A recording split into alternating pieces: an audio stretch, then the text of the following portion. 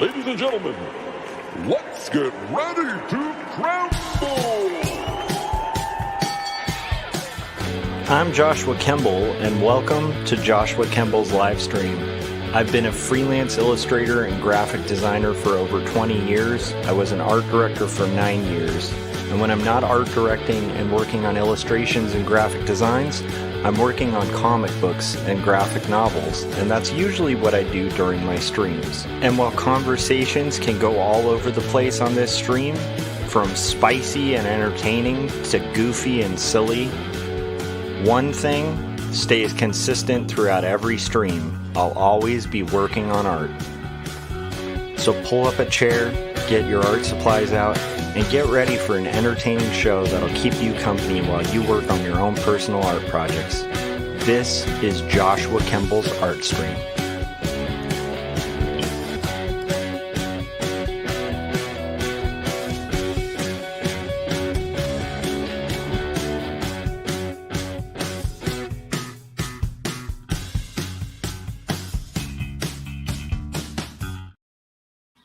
All right, it's late. It's Saturday night.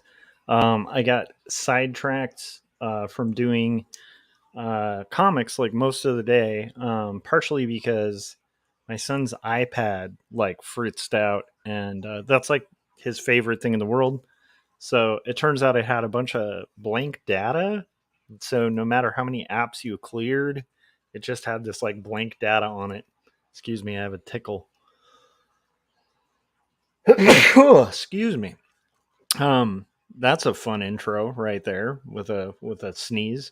Anyhow, so I had to like reinstall a bunch of stuff, and we're kind of in the process of trying to make that work. And so like 1 hour, well, like 10 minutes of me, my wife had looked at it, her sister had looked at it. We they had seen if they could fix it. And I was like, I'll take a look at it for like 10 minutes. 10 minutes became an hour became 4 hours. And so that's where I am. But it was a noble reason to miss cartooning. But I have to earn the right to be a cartoonist. So I have to work on my comic today. And that's my kind of motto is I have to daily earn the right to be a cartoonist. So let's go to the daily stream. Boom. Right here is where we're at on the page. Whoa, something weird just happened. Right here is where we're at on the page. Let's show you guys. And we're flat coloring. So basically, I just need to get the flat colors of these last 4 panels, and that's my goal tonight. My goal is to do that tonight. So we're going to get right into it, and I'm going to talk a little bit about stuff today, all kinds of fun stuff like that. So so today has been pretty interesting. What we're going to do real quick while I'm talking is I'm going to be selecting everything on this panel that is white and kind of deselecting it. And then we'll kind of move from there. Pick a different color, deselect that color, and so on. Anyhow, so point being, today was a pretty interesting day. Got a lot done. Not a ton in the realm of I got my exercise in. That was good. And I also watched Get Smart, which I haven't watched in years. I was talking about Get Smart with my wife as something I really used to enjoy watching on like Nick at Night. And I think Agent 99 was one of my first crushes in the world, next to Linda Carter. I think those were like the earliest crushes that I had as a young man, where I didn't quite understand, but I was like, for some reason, I like watching these characters. Anyhow, so I was like, I haven't watched Get Smart in a long time. A lot of people too, like I remember at the time, were like really into, Inspector Gadget and stuff. And I remember even back then, like friends of mine not believing the fact that Inspector Gadget was kind of just Get Smart, down to like the voice of the character and everything. So anyhow, I don't remember if that's any good. I remembered enjoying it a lot as a kid, um, and I didn't remember if it was any good. It's kind of a corny show. It was very silly, but I didn't remember if it was good or not. I also didn't remember that Mel Brooks worked on it, and so it was kind of like a fun thing to watch the first pilot episode while trying to kind of fix my kid's iPad, which it looks like it's on the road to fixing. We'll see. It's looking like we're having to do a complete wipe and reinstall, so like a backup and wipe. And I think so far we've restored it to its factory settings, so now it's just going to be importing the backup back onto it. But I was kind of pleased by the way that Get Smart held up. The only downside I'd say about Get Smart is there's definitely some things. If you watch things from the '60s, like another really good example is the movie Barefoot in the Park of this thing I'm about to talk about. It's a brilliant play that was made into a movie, and it's an excellent movie, but there's humor in it that doesn't hold up. That's like really anti-Asian. To the point where it's just like it's weird. It's like they had this very bizarre perception of like as if like China and Japan were the same place, and like they'd just kind of cast any actors to play any sort of random sort of character, and it was kind of bad. It was like, so anyhow, we were watching Inspector Gadget, or not Inspector Gadget. Oh my gosh, my brain. Get Smart, and the first pilot episode was great. It's very corny. It's very funny. It's very slapsticky. It kind of reminds me of, I'm trying to remember the TV series. There was another old TV series that the Naked Gun series was based on. It had the main actor from that. And that was like a detective kind of TV story. I think it was called like, I can't even remember. I'd have to look it up. But anyhow, it was very similar in format where it's kind of parody, a lot of gags, and it's very funny. I had forgotten about things like the cone of silence, where they have to talk in the cone of silence to kind of like avoid, detection of what they're discussing. And once the cone of silence goes down, they can't even hear each other. There's a lot of really funny things in that TV series. If you haven't checked it out, I don't know. It's a couple bucks on Amazon Prime. I'd recommend it. But I will, with a full warning. Thank you, Thomas said Police Squad. Yes, that's exactly what I was looking for. You read my mind, dude. So Police Squad was similar in format. Like they're, like it's like a realm and era of like really solid like parody TV shows that, still had like a through line of like an action plot and stuff, but you just got the sense watching these older shows. Another good example of that type of comedy is literally just the Batman TV series back in the day, where it was so over the top and silly, and like kids would get really into it, but if you were an adult watching it, you would be laughing because it's just funny. And you get the sense that these TV series got picked up, and people were just having a blast, just writing riff after riff of just like terrible jokes, and the writers' rooms must have been really fun in those things. But it's interesting watching Get Smart again too, because it got me thinking about art and the fact that like there's so many things in that TV series. So anyhow, with warning, there's some things that don't age well.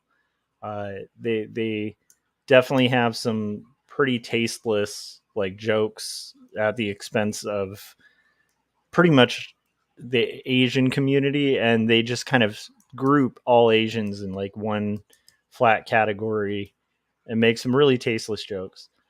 So just keep that in mind. Like there's some stuff that doesn't age well, you know. It kind of reminds me of when I went on a kick and rewatched all the Columbo episodes, and almost every episode of Columbo holds up so well. But there's like one or two where just there's just like some pretty blatant like stuff that you wouldn't really see at the I think if you had lived at the time, you would have been just like, "Oh, this is normal." And but watching it now, you're like, "Wow, that's kind of racist." Which is funny because I'm not like a person who watches a lot of things and like makes wild judgments like, "Ah, this thing's racist." But it's funny. I just wanted to mention that just in case somebody checks it out. Watch it, with the perception in mind. This was like an era in time where, people got away with and thought that certain things that are not acceptable were totally acceptable. That being said, rewatching it, I also noticed some really interesting things. Like there are bits in Get Smart that have recurred in almost any police or spy comedy ever since, and like have been cycled and recycled. And it's kind of interesting because a lot of these jokes at the time were not uh, borrowing from existing jokes. They were kind of parodying for the first time, like this kind of thing. And so there's a lot of things in there that I was watching and I was like, wow, it's interesting that a lot of these jokes are recycled and reused over and over again. A lot of slapstick gags and bits too. And again, I only watched, the pilot season and then or the pilot episode and then the first episode after that. But I was surprised by how many of those bits have become just like a standard bit now. It's like they're not, like some of them almost to the extent where you're like, oh, that's not that unique. And then you have to put yourself in the time frame when this was coming out and kind of paving new ground for, not like the most highbrow comedy, but for comedy. And I was realizing, it's kind of interesting like that with a lot of things where almost everything we're looking at in the present, and this is nothing new or profound that I'm saying, but it's like almost everything we look at, was built on the back of an existing thing. Um, and so a lot of like superhero stuff that we've gotten really used to with like tropes and things like that. There was a point in time where this stuff was like wildly different and wildly new. You think about like the first time somebody wrote, like Superman's a good example, like the first time somebody read Superman, which was a lot different in its origin. But the first time somebody read about someone who's super powered and can like fly and move faster than a speeding bullet and stuff like that, and they're reading it and it's not mythology. I mean, it is mythology, but it's not, they're not writing about like the Greek gods, coming down and giving people these abilities. It's like a fresh new take on things.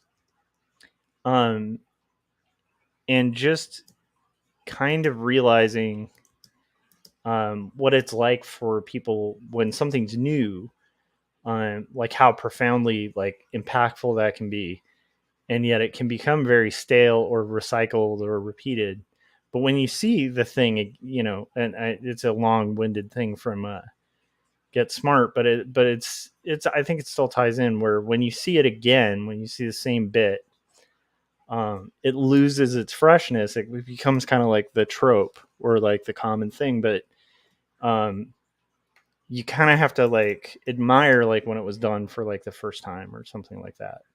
So for me, it was interesting just seeing that. Um, Thomas was saying it kind of reminds me of people calling the John Carter movie full of cliche when the original story was the one that set the cliche. Exactly. you know, um, uh, I don't know. I heard somebody. There was somebody. It's funny. I talk to a lot of kids nowadays. And because of the job, and I think there was a kid like talking about like Nirvana in a weird way, and it was really interesting because it dawned on me that like they heard Nirvana after hearing like a bunch of bands that came far after Nirvana and sort of were like kind of birthed in the wake of Nirvana. Not knowing the history of Nirvana, not knowing the connections of music, you know, um, not quite realizing, like probably don't know who Butch Vig is, or like these producers that like kind of took a risk and did these weird, crazy albums that blew up.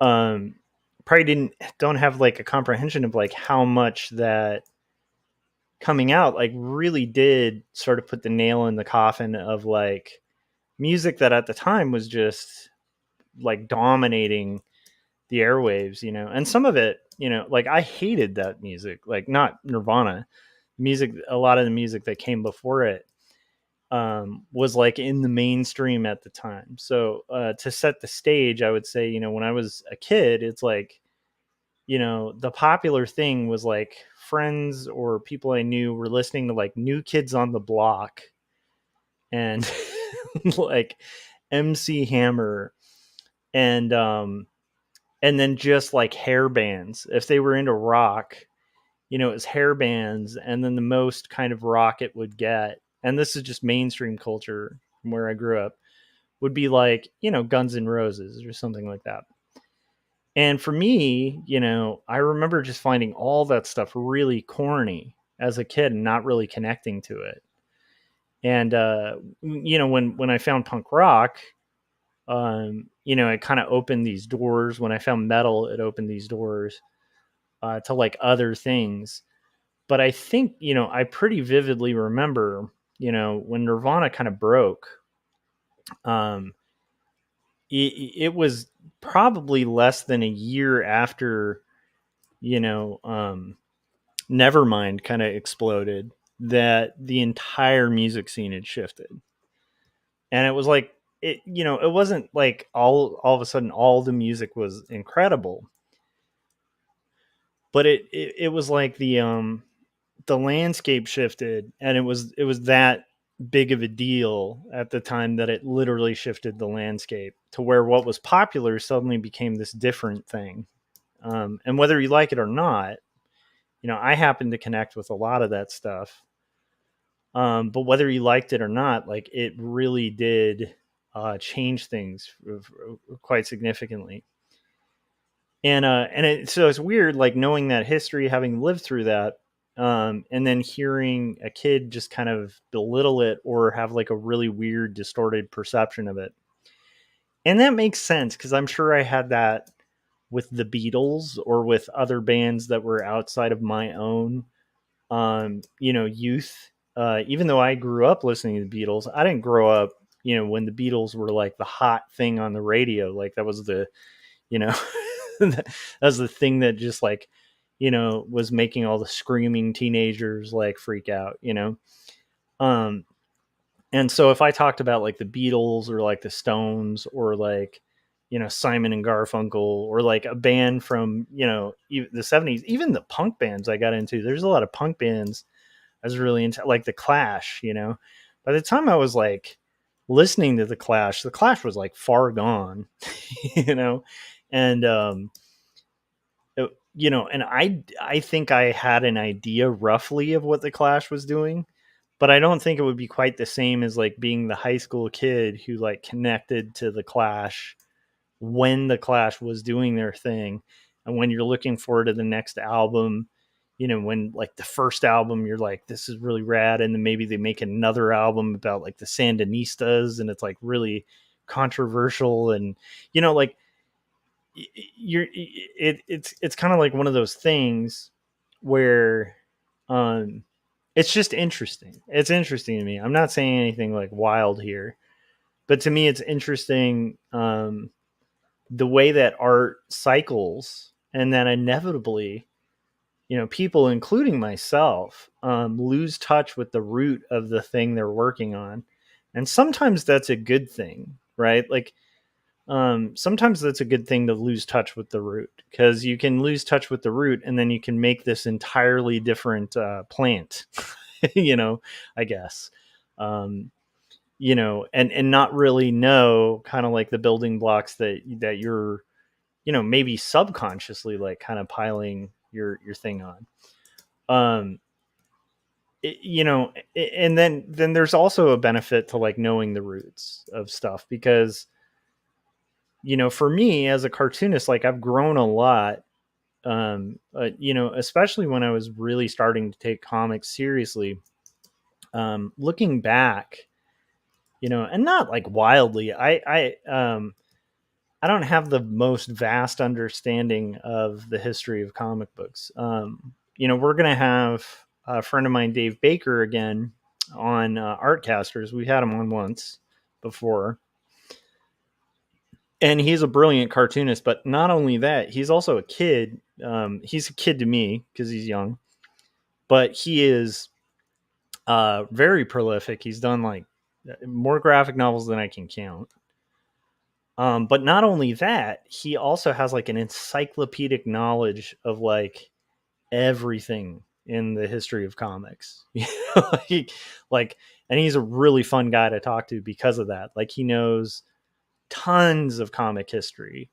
And I am not that guy. Like, I know a bit of comic history, and I love comics. And I've done a little bit of digging, but just from that little bit of digging that I've done, I have learned quite a lot about where I want to go, what I want to build on, and what things I feel were being done right before me, that I can kind of use. Um, and also, looking back has, and I think this can happen with music or with art or with television, it's also freed some of the sense of restraint for me, um, that you get when you enter a field. Like, when you enter an established field, when it's not new, um, and I'm sure people felt this way doing rock and roll, in the hairband era, where they were like, man, if I want to make money as a musician and I want to play guitar, I got to grow a big, frilly, puffed out, perm and write like a love ballad, because that's what people were doing at the time. And they were making good money doing it. So they're like, if you're looking at the stuff that exists currently, you're like, I don't know, maybe you feel like that's a restraint, um for me, when I got into comics, I had this idea in my head. And it's funny because even at the time that I had it, I kind of knew it wasn't true, but I think subconsciously I felt like there were rules, and there's rules and you have to follow them. And to an extent there are. But what's interesting digging back into like some of the early history of comics is how much, like, looking at the people who established the rules and looking at why, and seeing the ones that make sense and the ones that could totally be discarded because they were never really rules in the first place. Because you can look back and see when people were breaking the rules because there were no rules, because they were inventing this thing. And some people were doing some stuff that maybe was better before there were rules. I don't know if that makes sense. So that's how my brain works. That's the little chain of thought that happened with watching Get Smart tonight. It was like that weird little rambly thread of thought. But I do think it's interesting, and it is a strange phenomenon where I think we're inevitably doomed to repeat, uh, in all aspects, and especially in art. People are going to forget, you know, a whole movement, and then it's going to cycle back and be considered new. um, and I think that's something to be aware of. I think it's also a really good sign of like why it's good not to chase trends, why it's good to kind of chase your bliss as an artist. Try to make something really good, you know, dig back a bit, see where people had it right, see where people had it wrong. and inevitably you're going to misstep in art. Like, a good example would be like when I was younger and playing music, my band at the time thought we were doing things that we thought was like super original. That the more I've learned about music, the more like a lot of it was like, it was good, but it wasn't new. And it was kind of in um, a lineage that I don't even think we were kind of halfway aware of, And weirdly enough, we might have thought it was in a different, um, we might have thought it was connected to a different history than what we were actually hitting. I don't know if that makes sense. um, so yeah, so art's fun, man. It's interesting, and it's interesting to look at old stuff and see where things came from. And it was funny remembering Get Smart. Like I had forgotten about that show, like for years, and I think we talked about it today. Uh, and it was just fascinating seeing that. Yeah, I mean, it's not like high art, it's super funny and fun. But it was interesting seeing it where, like, again, there's bits in that have been played out since. But it's just trying to put myself in the mindset of like, what if you had never seen that bit and then you're seeing it for the first time?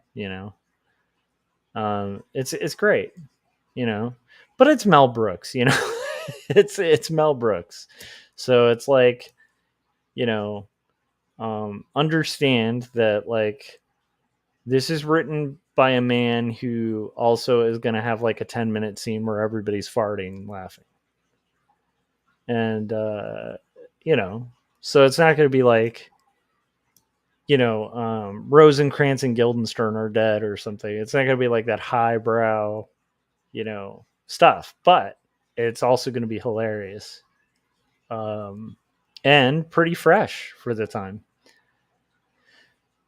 So yeah, it was fun to see. Um, it was interesting to see, and brought me back a little bit. I had even forgotten about the intro with the doors that just keep going. It's like the first bit of the show.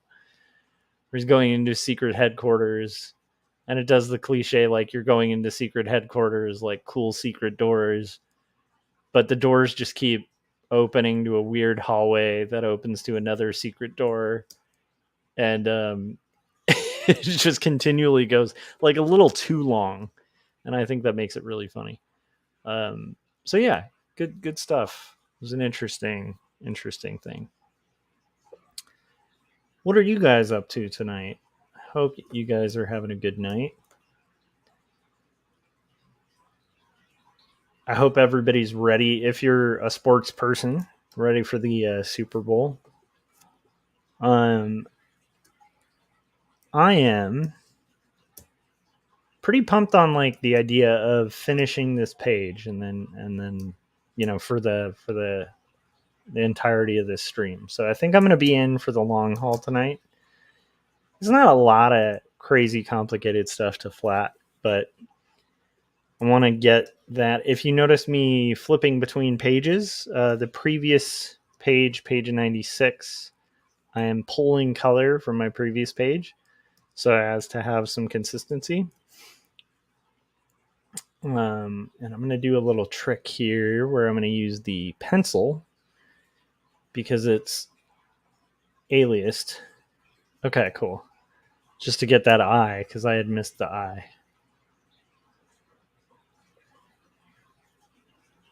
And we're just going to kind of freestyle our way through here. Drink the Paint Water said, I am playing 7 days to Die on my PC. Made the mistake of having a 4-hour nap this afternoon. Yeah, I had a decent nap this afternoon as well. I find that on the weekends, I don't know, having like a decent nap is like a really nice thing.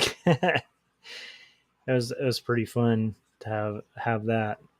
And then we ended up having to go to the store to kind of get my my light actually went out. I have like a little ring light that I use when I stream, just because without it, you'd be surprised how much that just affects the ability of you or anyone watching to be able to make out or see what's on screen. Like it helps to have decent lighting. Not that I have like crazy good lighting, but I try to kind of make it a little pleasant to watch these things, you know. And and yeah, like the ring light just died. Like it just stopped working. I like turned it on the other night, and then it wouldn't turn on. So I had to get a new one of those, and I didn't get like a crazy expensive one, which is probably the problem I had with the original. Was I didn't really get like a crazy expensive one, so of course it's gonna die. but but yeah, so we ended up having to go there and then getting Ben some toys and stuff like that. What is 7 Days to Die? You have to tell me. Drink the paint water. I have never heard of such a thing. It sounds interesting. Is your goal in the game to die? Sounds kind of wild and fun. Um all right, we're getting this hand. It's a zombie survival video game. Interesting. So, what happens in this zombie survival video game? I want to know.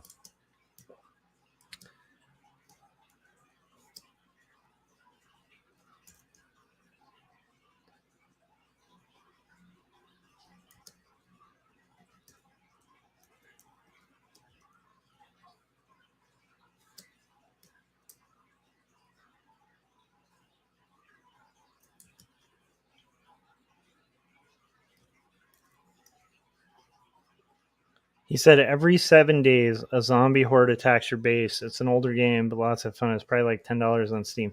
Oh, nice. Okay, and you have to kind of get your base all upgraded and stuff to ward off the zombies. Those games can be super fun. I don't know if this is the same game. I got kind of hooked on a game like that a while ago, and then like the one problem I have with those kind of base games is yeah, there you go. Drink the paint water said you spend the rest of the week scavenging the wastelands and trying to build and repair the base. Exactly. That can be tedious. It can be fun, but man, oh, there was a period a while ago. It was like when my son was first born, where I was briefly like, I was employed, but I wasn't making a lot of money, and I was hunting for a job, and I wasn't getting a lot of responses. This is like years ago, and I got like super addicted to what was the game? It was a phone game. It was called Game of War, and it had like clans and alliances, and you had to like upgrade your castle and stuff like that, and then you'd like join with other, clans and stuff online to like go fight other castles and stuff. And I remember like, I was in like a guild or whatever. I can't even remember what they called them, but it was like something like a guild where you're like in a little community and then you have to fight all the neighbors and stuff. So you like find yourself like waking up at like 2 a.m. to like be present at like this team battle. Anyhow, so I got like really insanely into that back then. And then I remember I finally got like a job, and the second I got a job, I like lost total interest. Yeah, it's similar to Clash of Clans. I think Clash of Clans was actually a spawn of Game of War, because I think Game of War was like the first one of those, or it was one of the first to like really like start raking in cash. Um, but anyhow, so I got like super into it. And then yeah, like the second I kind of got a job, I was like, I'm kind of over it. And I didn't realize till later, and this isn't besmirching the game because I think there are people who like sincerely enjoyed it, but I think at the time I was getting into the game as like a way for me to like deal with being kind of depressed about being out of work. This is just back then. So, you know, it was interesting to me because I didn't even realize that at the time. Like I was like really into it. I was like, oh man, I gotta show up for this war and stuff, and really enjoying it and stuff. And then yeah, only later did it dawn on me like I was like feeding a hole in my soul. But now I just play Risk, which is super fun. So that's like my game of choice, where I'm still trying to become a grandmaster, and I'm still stuck at master. It feels like every time I get real close to grandmaster, it I don't know, like I suddenly lose a bunch of games and usually go back to expert and then have to work really hard to get back to master again.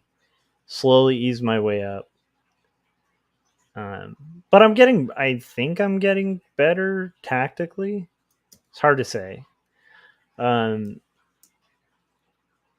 but yeah, Thomas, I think Clash of Clans is like pretty much the same game. Like they're the same kind of game. You're doing a lot of upgrading of your castles, that kind of thing. Um, let's see here. And that was a rough game too, because I think at the end of the day, I developed a theory about that game, and I think there's some truth to it. My thought on games like that is, like at least like that game of war game, is that I think that the companies themselves, this is my conspiracy theory, have guys that work for them that they just give like unlimited resources to, and then they have those guys like spend like crazy, but they're not actually spending, right? They're just insiders, and that incites people with like crazy money to just like blow money on these like gem packs or whatever. And then that puts people who come in and are like, I'll just go in and play with the free stuff at like a total disadvantage, because there's no way you can kind of keep up without spending um, a lot of money. And so I think, but I have a theory that it all kind of starts with, I think, inserts that they have running some of the bigger groups. That's my theory. I think it's rigged. Um, Maybe that's a wild one, but I just thought that would be. I think a lot of those games do have people who are extremely wealthy that will blow quite a lot of money just to kind of maintain their like level on the server. I'm not talking about Risk. I'm talking about like the kind of MMOs. And I think those guys get spurred on by guys who are spending nothing that just work at the company. That's what I think. I could be wrong, but it just would make sense. I don't know if there's any regulation against that. I don't know if they'd have to disclose that. Um, I don't know if anywhere in print they're like promising that they don't have people playing the game that they are funding. But I do think, some of those people, some of the people who are like big spenders on those games, I think are legitimately just very wealthy and have money to blow. But that's my theory. Drink the Paint Water said, yeah, I feel that. I was unemployed for 6 months once and pretty much stayed up until 4 every night playing Warhammer 40K on my PC. Yeah, it's weird. Yeah, I had that moment, of realization only after my moments of unemployment like went away, that I was like, oh my gosh, like it's just filling a hole. I don't know if that makes sense. Um, Thomas said, I remember the advertising budget for those games. Paying some shills would be cheap. Yeah, exactly. Well, and also you wouldn't even have to pay a shill. You could have a guy, it wouldn't have to be a shill. It could literally be somebody who comes to work. I guess you'd be paying a shill, but it could just be somebody who literally comes into work and plays the game, and just happens to have a blank check to the game, but you're not paying for any of that blank check stuff. They just get all the packs and stuff, for free, and then brag about it, in chats or forums, and that spurs on the rich guys to like have to keep up with the Joneses. That's my conspiracy theory on it. I don't know if it's all that wild. I've never really looked into it. I probably should just see if like I'm sure a lot of people have that theory. I'm sure there's, like 50 Reddit posts about it or something. you know? um, but that would be a pretty, if they don't do that, it'd be kind of strange. Like the more I've thought about it, like the more, if that isn't true, that would be a little weird, because that would be such a good way to get people to spend on a game. Because why wouldn't you? I don't know if that makes sense. Yeah. Okay. We are getting there.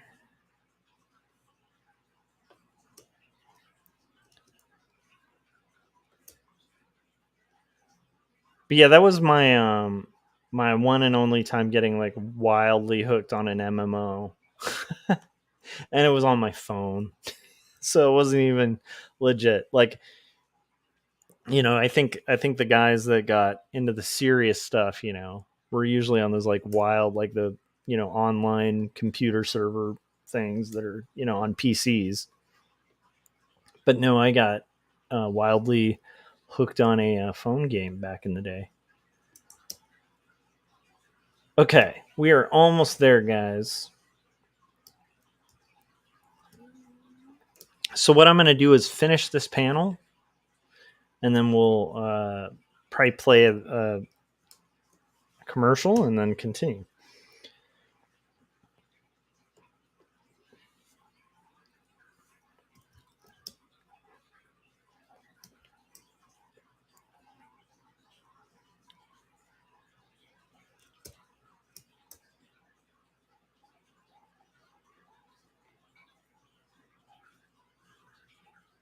So we're getting the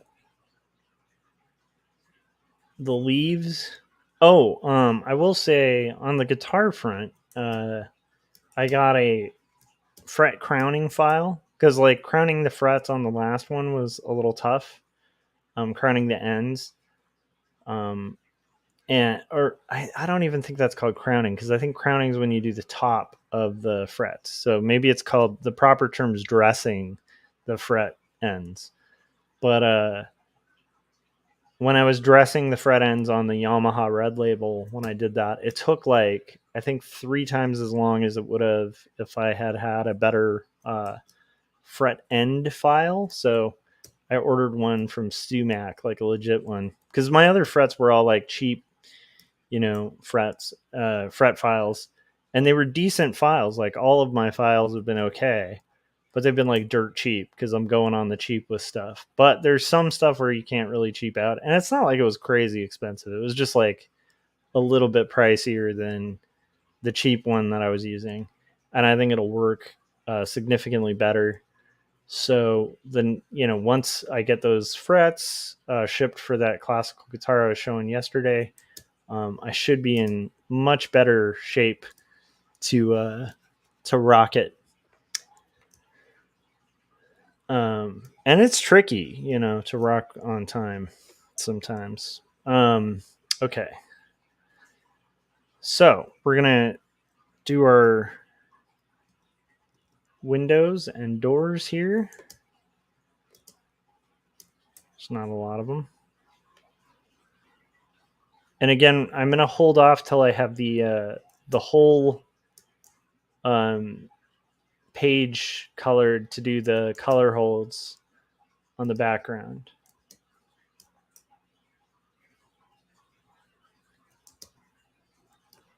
And I think we'll make that work. Okay, so we got some roofs.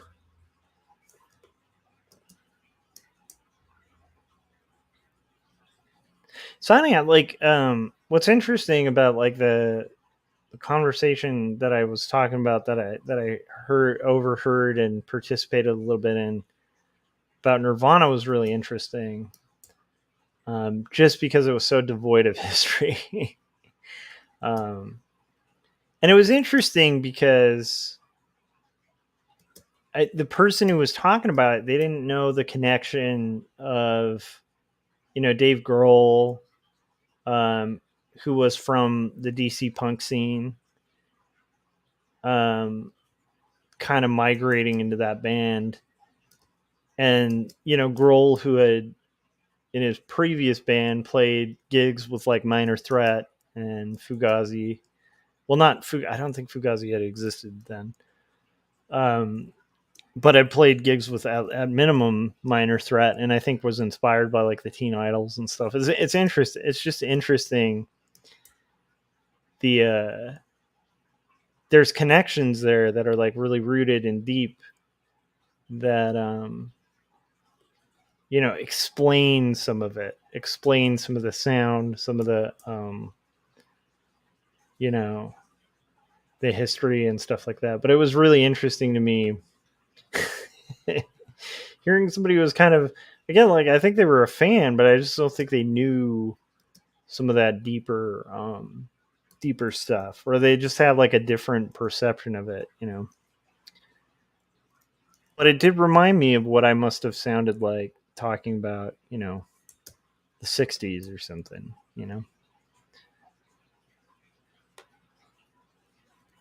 Because it's like there were some factual things, and then there were some ideas that were like, that's not at all what that was. Yeah, I don't know. I guess that's just inevitably going to happen. Okay, here we go. We're going to get our mountains here. I'm definitely going to get some water.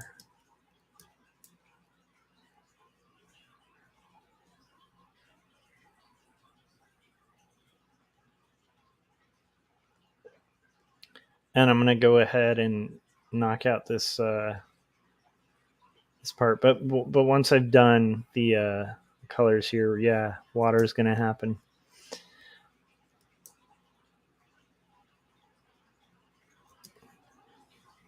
Okay, and then we'll do our last bit here.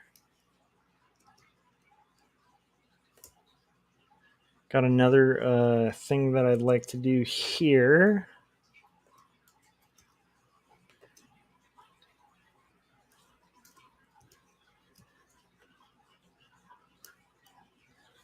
And we're going to probably get the clouds real quick. These here clouds. These here clouds. I think there's a little bit more mountains too than I was giving credit. Okay. So we got these clouds.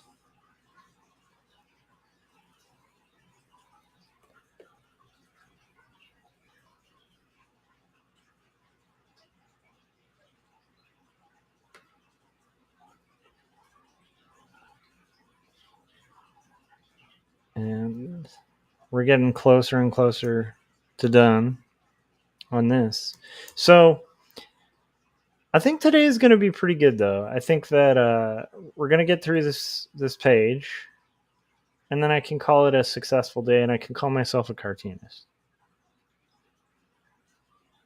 I think that's the way it works.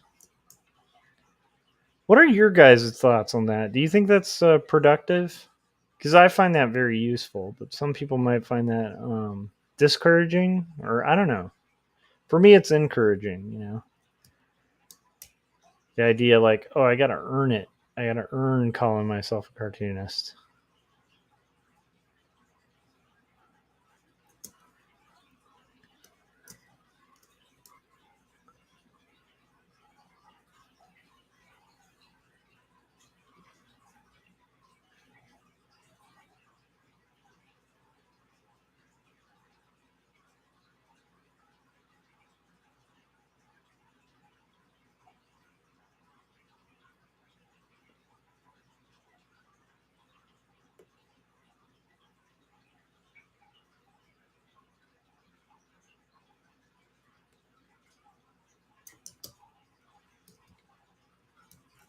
Okay.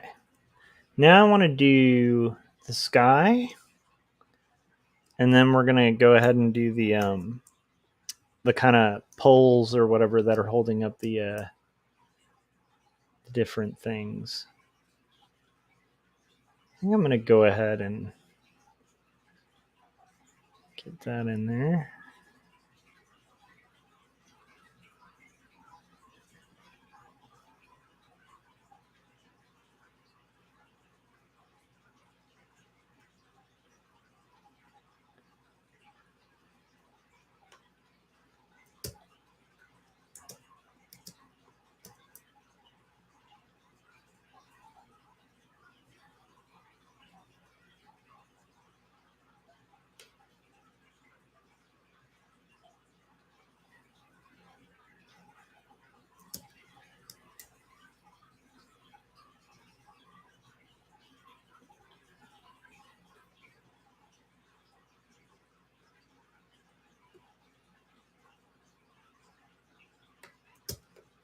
Okay, we're almost there.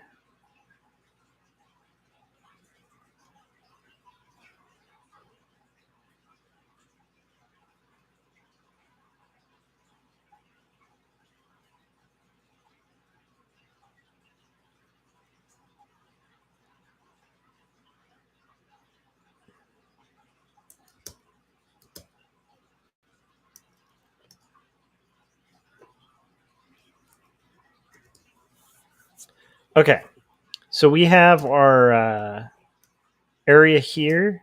I just need to get these spots kind of cleaned up, and we're almost at the point of watching a commercial.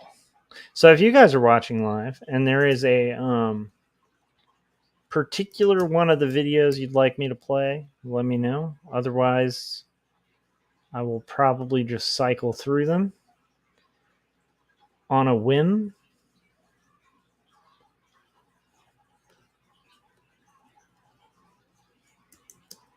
Okay, and then we're going to have our part here.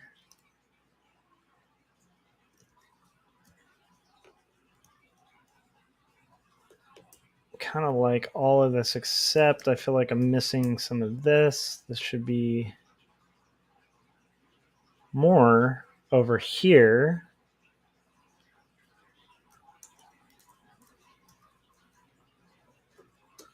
Drink the Paint Water said, I think that if that mantra works for you, it works.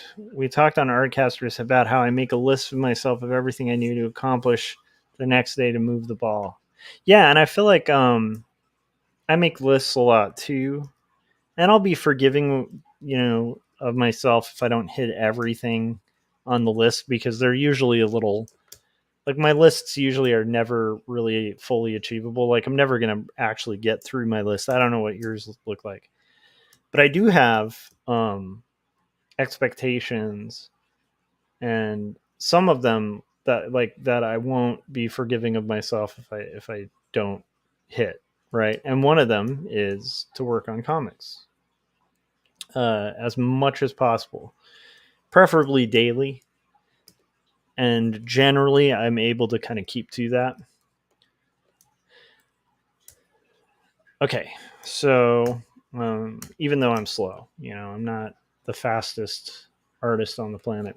So I'm going to make everything that hasn't been color filled. We're one step closer. We're going to make everything that hasn't been color filled that needs to be color filled magenta. I'm going to go ahead and save, and then we're going to take a break, watch a trailer, and when I come back, we will rock and roll some more. I think I have to give some love to Frank's adventures in the library. I love it. I know that Frank behind the scenes is working on something for Scott that's very similar, and I think that's exciting, and I'll be happy to see it. But Frank literally did like a little bit of stop motion animation for this, just using, role playing figures and stuff like that. And it was just such a kick to get this. I everybody who's submitted videos, it's been pleasant, but this was one of my favorites. So we'll go ahead and play this. Our heroic adventurers fought orcs, monsters, sorcerers, necromancers. Now they find themselves in front of a mystical library. What shall they find? It's all in the roll of the dice. We've come this far. There's great power behind this door. I can feel it. We just have to get past it. This door is no match for my axe. I shall chop it down. You always want to use brute strength. Why don't you try knocking? We'll try it your way. You may enter. The library is open to all those who seek knowledge. Feel free to look through our tomes. Maybe you'll find the answers you seek. I sense great power here, and it's behind those shelves. Indeed, there are powerful items hidden behind these shelves, but you can only get there through the enchanted words. Do you have those words? I believe I do. Tremble before the Krembo. There is great power. Look at that glove. Must be so powerful. That is not where I sense this power. I must get closer. I found them. I found the sacred manuscripts written by Joshua Kemble. Behold, I now possess 2 stories and Jacob's apartment.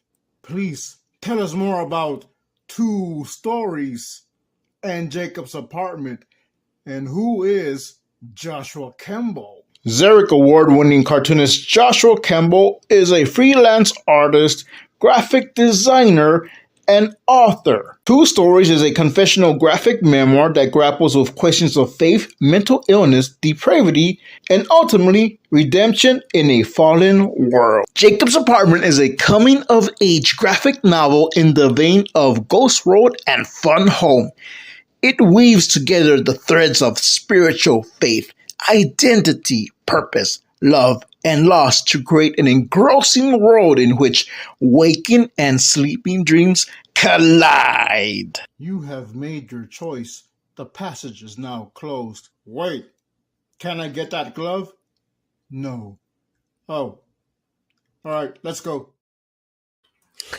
I love that one. I love it so much. It's just so fun. I don't know. I feel like Frank knocked it out of the park with that one. Let me get that. I like to have this camera so you guys can kind of see, me working on like a cheapo tablet, a lot of people for some reason feel like they have to have like iPad Pros or like something really expensive. And it's like, you can get these things for like $60, maybe $40 used, and they work great. They get cheaper every day. And I love the ones that don't have screens. I think it takes a little bit of time to get used to, but once you do, it's really quite nice.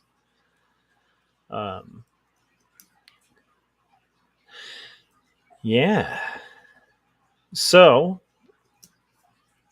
an interesting day, we have these fish called loaches. And they are wild. Like, I don't know if you guys have done like the aquarium thing,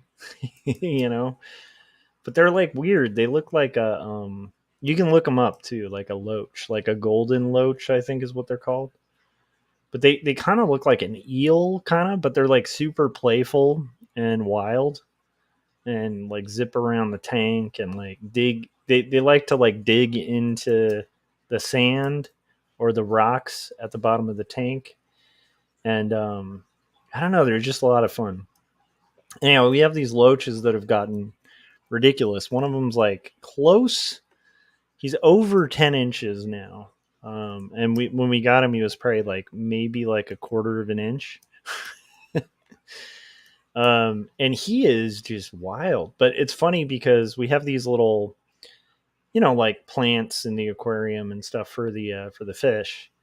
And there's one that's like a pseudo patch of grass. Like it's like a big square. And so, usually you kind of bury it a little bit at its base in the in the rocks at the bottom of the aquarium, and that'll hold it pretty steady. And that thing is not going anywhere. It's like a big flat square of grass, Never before have the fish like uprooted that. But the loaches, like one of their favorite things to do is like find like a plant in the aquarium and just like dislodge it from from the bottom of the tank. Like they'll dig under it because they like to bury themselves. And so they just find it fun to like dig under these things in the tank. And so what was funny was the other day we caught like our two loaches chilling under the square of grass. Like they had dislodged it from the sand and then lifted it up, and then both like were sitting kind of chilling underneath it. It was kind of wild. I don't know if my explanation's doing it any justice, but it's been pretty fun, man.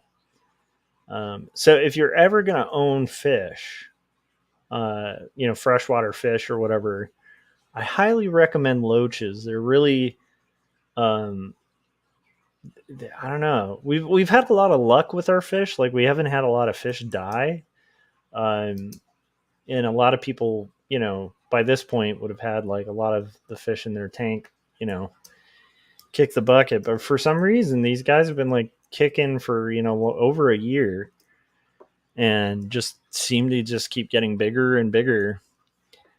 And but the loaches in general, I just feel like that's a really great fish. They're fairly easy to take care of. They're really fun to watch in the aquarium because they're wild. But they're also really friendly with the other fish. Like they're playful, like they're kind of obnoxious with the other fish, but they aren't like aggressive. And so that's been kind of fun to see. Yeah.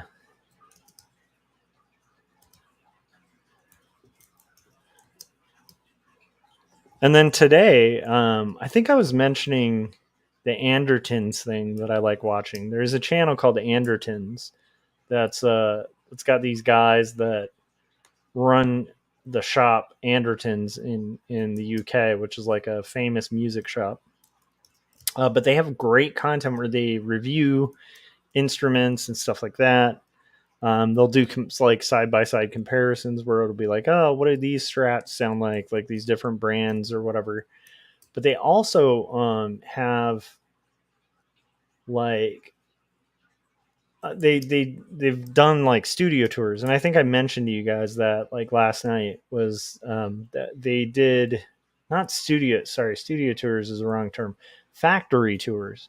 So they actually went to like the Gibson factory where they make like Gibson guitars, and like go through the whole process line, explaining like this is this portion, this is where they do like these different things, this is where they pick the woods, this is where they put it in a CNC machine, this is where they do the binding.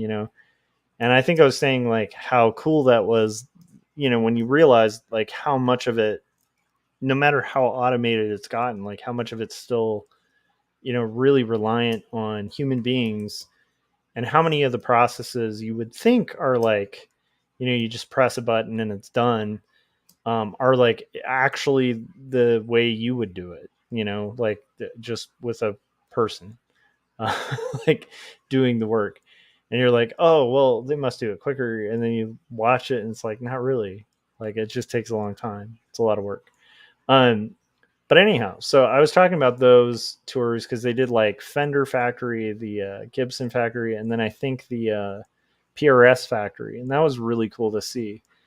But the one they posted today was awesome. It was they went to the original Martin factory, which is now like a museum owned by the company.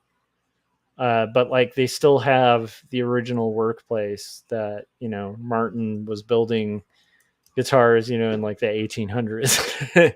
it is wild.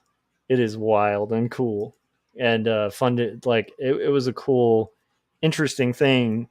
Again, kind of going on that like history of like it was interesting to see because as a person who really likes guitars, it's neat seeing like the building blocks that everything's kind of based on and the things that haven't changed that you would think maybe would change and they haven't because they were just done really well, and then some of the things that have since then. But it's interesting seeing that like rich history, of a company that I probably will never own a Martin because I'm not going to get like if you are going to buy, in my opinion, if you're going to get a Martin, you get a Martin. Like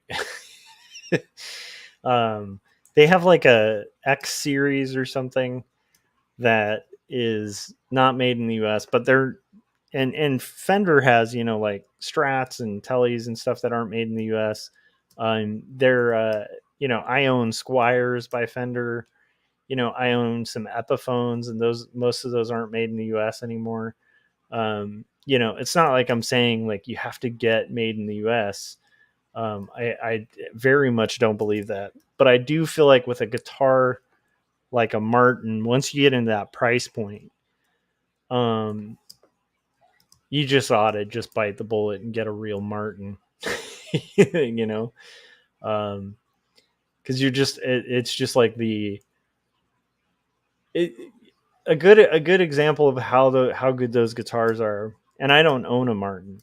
I don't know if I ever will own a Martin because they're really expensive. But I will say I've played Martins, and man, like whenever you play a Martin, it's like it's hard to explain, but it's like if you're ever at a store and you're a guy who plays guitar or something, pick up a Martin, um, acoustic, like the real thing, not the little like X series or anything like that. Like even a low end one, like for them, which is like a Street Master or something like that.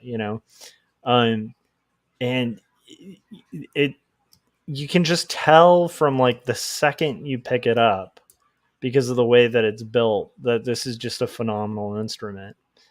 And generally I've never played one that like where I was like, meh, this doesn't, like I've had times, and I love Fenders and Gibsons and stuff like that, but I've had times where I'm at a store and I pick up like a Gibson or something, like an actual legit Gibson, and I'm like, yeah, they didn't really get it on this one, you know. Most of the time, not the case, but every once in a while. But I've never had that happen with a Martin. With a Martin, it's like always been like, yeah, I can see why these are crazy expensive. which happens with most guitars, but it's interesting. So that was fun. Speaking of Martin, I'm just gonna ramble while we're doing colors. Um, there was a NOM show, which is the big music show. I think about like last month, I think. Where all the different guitar companies and music companies throughout the world like try to like quite a lot of the companies will go to this giant trade show called NOM, and Martin had at their trade show they actually exhibited the Martin from the Hateful Eight, which is a notorious heartbreak story from a perspective of somebody who likes instruments. When they were filming the Hateful Eight, apparently the one of the actors was supposed to smash a guitar, and for the filming of it, they borrowed on loan one of the most priceless guitars in the world. It's like one of the oldest Martins that's functional and running, and I believe the value of it is just listed as like priceless. And they lent it to them, having read the script and stuff like that, and being like, okay, how are you guys going to go about like breaking the guitar? And they're like, oh, we're building like an exact replica And so we'll have them play the real guitar in the scene and then cut and then change out the guitar with this fake prop. And from there, we will, break the fake prop. And what ended up happening was, was it Jeff Bridges? Anyhow, the actor in it, unbeknownst to him, or maybe, I don't know, he forgets or doesn't know or wasn't told that they're going to have a cut between the time where he walks into this room that as they're filming while this character's playing the guitar and he breaks her guitar. And so instead of cutting and like swapping out the guitars, he picks up this, Martin from like the 1800s. That's a priceless guitar and just smashes it to bits.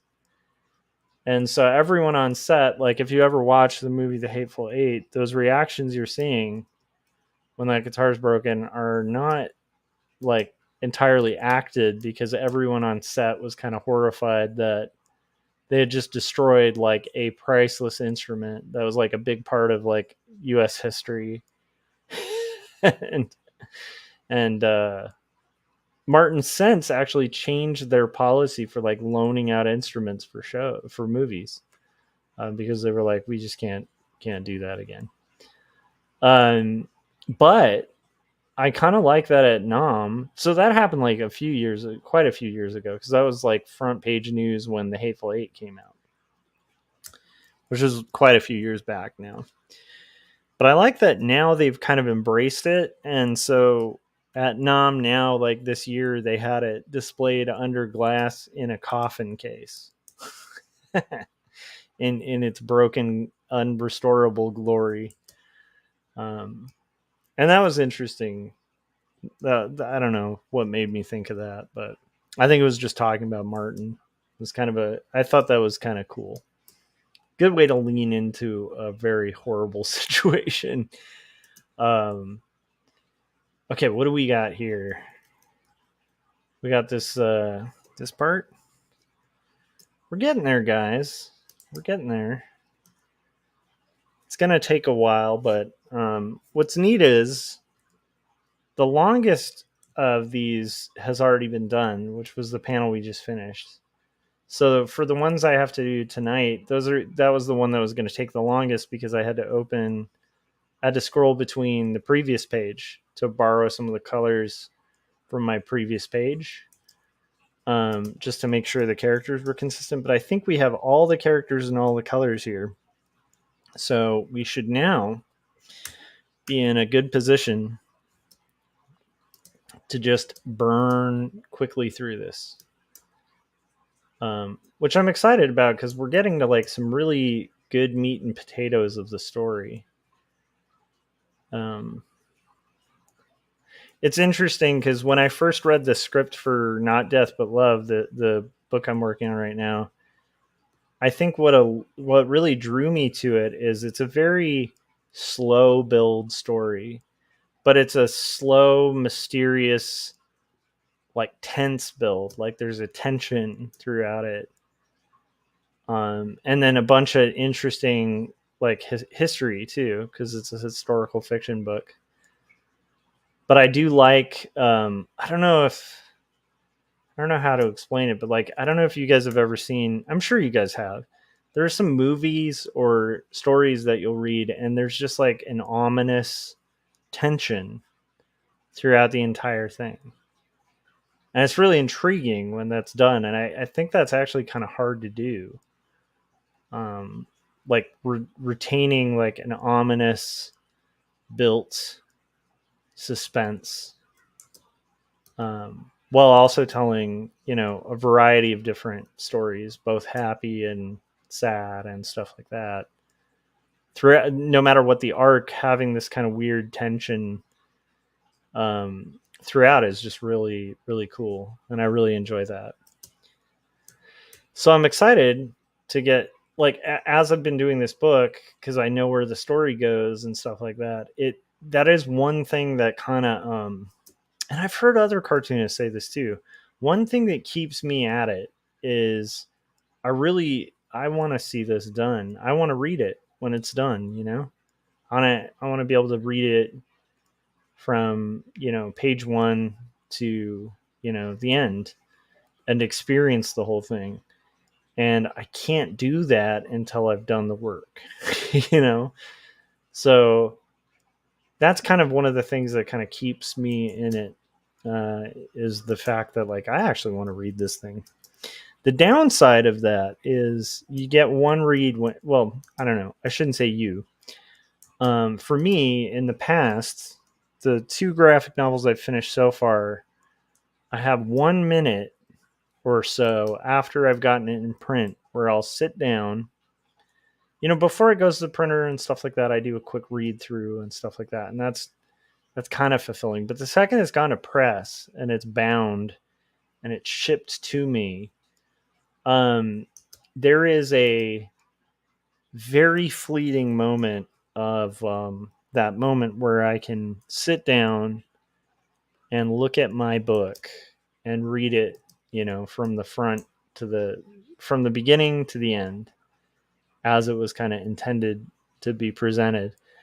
And it's like a brief moment, and it's very enjoyable. And then I will rarely ever pick up the book again, outside of just pitching it or, showing it to somebody. But for my own reading, it's like I probably won't reread it. Maybe in 10 years I'll pick it up again and reread it. But so that's, to me, but what's weird is that's still such a fun experience, that I want to do it again. And I want to do it with this book. So I'm really excited about, when that opportunity presents itself. Hopefully I'll get there, because these things are a beast. I don't know, sometimes I know, and then sometimes I totally don't.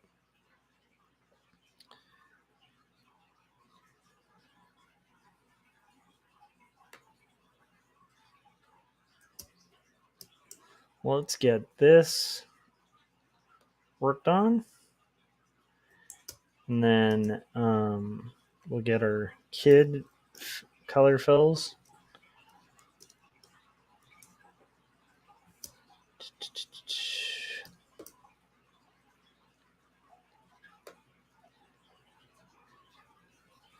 And then we'll probably get all the white on him knocked out. Okay. Oh, did I get his sleeves? I did. Okay, I already did that. Get his hair. Wow, this is exciting. So we're almost there. We have, the rest of this panel and then 2 panels after that. So we're getting closer to done, which is pretty exciting.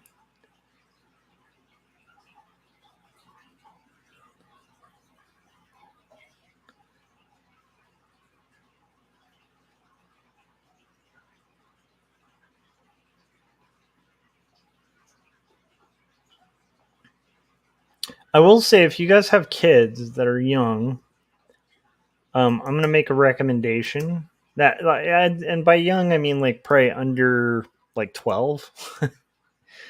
Or if you just like really interesting animated shows, I really, in fact, you know what, I'm going to go out on the limb and say, even if you don't have kids, because I like this show. My wife likes this show. There is a show on Netflix that is a CG television show. And I absolutely adore it. And it is called Bread Barbershop. And it is literally about a loaf of bread that is a barber, or not a loaf, a piece of bread that is a barber, with an assistant that's a carton of milk. And there's all these characters that are food. And it is so good. It is such a good show. I absolutely love this show. Thomas said that show is so weird. I think that show is amazing. Like, I adore that show. I love the characters. I think the plots are just hilarious and amazing. Um, yeah, it's so fun. It is just a really fun show. So Thomas, you've seen it then. Anyhow, I love that show, so I would recommend it.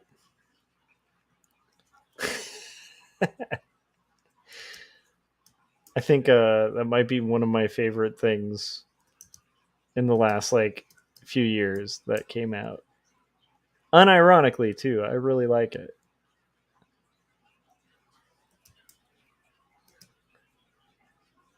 Okay. We're going to get our things here.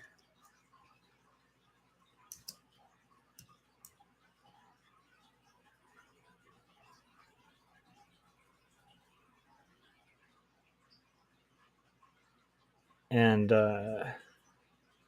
get through this page. Gotta make it.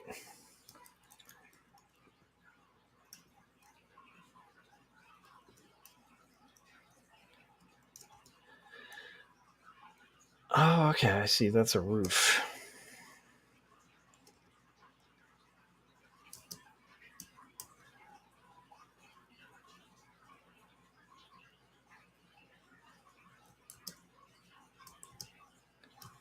Nice. Thomas said, yes, one of the kids used to watch it. Yeah, I find it really great. I like TV shows that I can watch that my son's into. And so far, most of them have been like that. I'll admit, I think Pokemon was a little tough. He was into watching like Pokemon shows. That one was a little tough for me to get into. I mean, you know, they were okay, but it wasn't like like with Bread Barbershop. Like, I'm sincerely like really riveted and into the plots and stuff. I love it. You know, but most of the stuff that my son digs, I kind of dig. Drink the Paint Water said, I need to bounce, Josh. Thanks for the stream. Have a good night. You too, man. Yeah, and hopefully get some rest and enjoy your Super Bowl Sunday. And be safe out there, man. Be safe, because people are crazy on Super Bowl Sunday. Okay, so we have our thing here. And what I'm going to do is go ahead and hit this with the purple. And then I think after that we can pretty much knock most of it out with this lighter kind of violet. Deboosh. Okay, I think that is going to do it for that. So now we just have 2 panels left to go, and then the color holes. So right now I'm going to do the same thing where I'm going to color the things we haven't hit yet as magenta, and then we will play a trailer, and then we will be right back to finish up this page. So this trailer will be a Jim Lujan called Kids Say Kemble. We know the Georgia kids say the craziest thing. So, little Susie, do you have any brothers or sisters? I understand you're in 3rd grade. How do you like that? Do you like your teacher? You like to do a lot of fun things at school? You got any hobbies, Susie? Any things you like to do when you're not in school? I hear you like to read.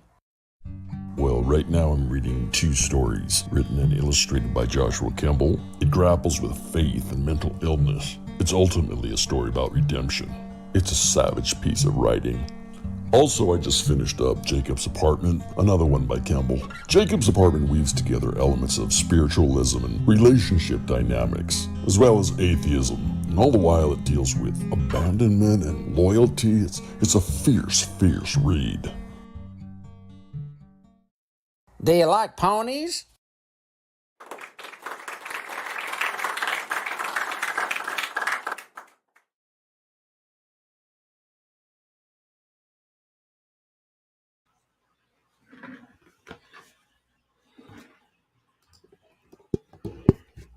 All right. Welcome. Starting to get a little bit chilly, so I'm going to put on a jacket of sorts.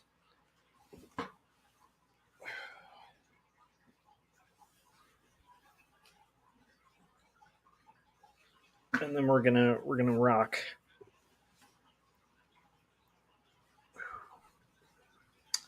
Okay, there we go. All right, I got my little Jedi robe going, and now we're gonna like Jedis, blast through the rest of this page, and then do our color holds, which I'm really excited about. If you haven't done color holds on comics, stay tuned. We'll be doing that in a mere few minutes, I am guessing. So on this, I think I'm just going to knock through all the white fills on the page, if I can manage to. It is very helpful for me to take off the shading so that I can just knock through the line art, because that gives me a better idea of like the color that I want underlying the black.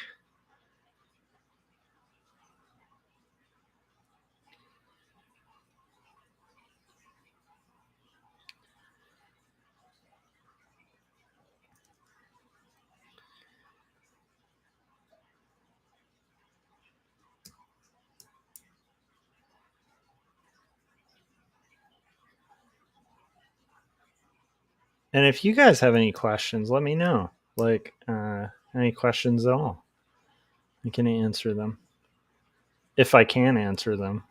There's a lot of questions I probably can't answer because I don't know the answer. There is like that old saying of like, the more you kind of learn, the more you know you don't know. And I think there's a lot of truth to that. I find that to be very true. What was something interesting? I think I told you guys about the piano thing, that they used to drop pianos. That was interesting. In World War II, the U.S. had, like, I think it's Steinberg or like Strandberg. I can't remember the company because I'm not a pianist, but it's like a big piano company that they commissioned to do, 2,000 full out pianos that they then airdropped to the troops, which to me opened the doors for a story where somebody could do a hard-boiled, war story or war comic, like the old, Two-Fisted Tales type comics, where you could credibly have a story where a villain corners one of the troops, the troop is about to get killed or something like that, and you have a piano fall from the sky, crushing the villain,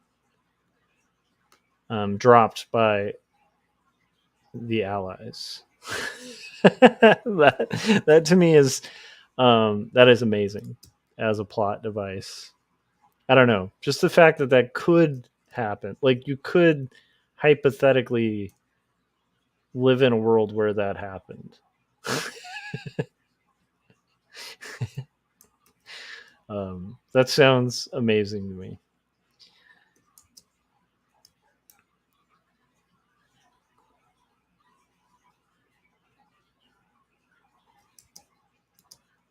Okay, we are getting through here. We're deselecting the white areas.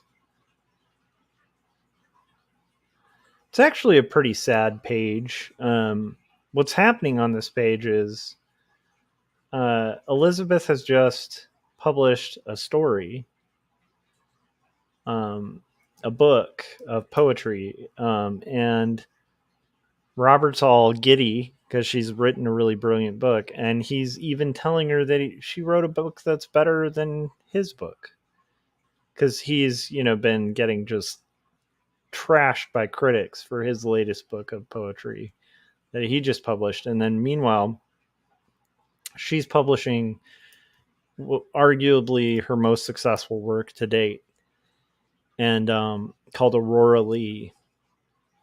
And so they're sitting on the patio of Casa Gaidi, enjoying it's publishing day, which is funny because, like, when you write, the significance of that. It's like the day that I was just talking about, where you get this one moment, as a writer, where your book's in print and it gets shipped to you, and you see the printed edition. And yeah, maybe, you notice like some stuff you would have changed, or stuff that wasn't great about the printing or whatever it is. But hell or high water, what you got there is a book, and it's a reality, and it's a moment worth celebrating. So they're having this joyful moment for like a millisecond. And poor Elizabeth has just received a letter informing her that her father died.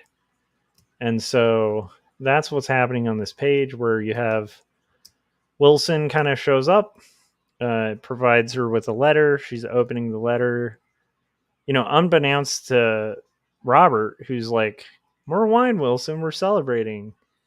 And everybody's in a pretty good mood. And then, Robert's sees his wife, and he's like, "Oh, wait a minute. Something's up. What's going on?"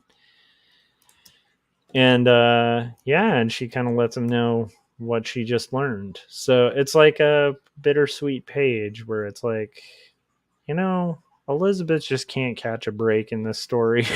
She keeps just getting beaten up.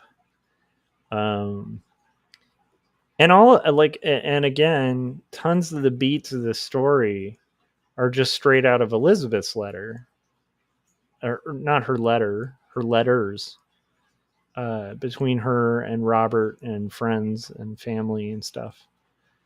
And all letters that, Lavender Roman, the writer, researched and meticulously kind of built into this really great story. But it's kind of a poignant moment in the story. And so a lot of my staging is to try to kind of highlight what's going on, like the obliviousness of Robert, kind of staying a little bit distant, and then as Robert starts realizing what's going on with Elizabeth, we start pulling in on Robert a little closer, so it gets kind of tighter each frame. But yeah, let's see here.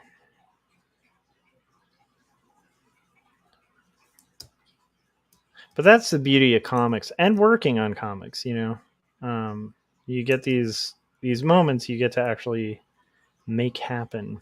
I want to get her eye color a little bit because I think it'll show through a tiny bit. And I want to bother to be the meticulous guy who puts that color underneath. So when that black prints, you're not going to be sorely disappointed.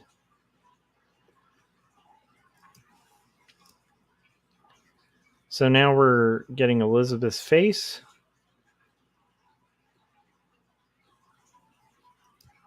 Again, color holds will come after for the sky and all of that stuff. And I'll explain to you guys, at least for this style. I don't know how applicable it'll be. Applicable.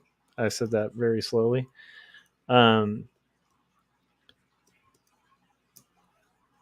But hopefully it will be. I do think the one thing I remembered is I'm still doing that transfer to my kid's iPad. I want to have that ready for him in the morning. So I think what we'll do is when I finish this panel, which will be pretty quick, we'll do another little commercial break where I might play one or two, so that I can kind of check on the status of his computer and get everything set up so it's running while this stream is going. And I'm only saying that out loud so I don't forget to do that. Okay. So now we have Wilson, their maid.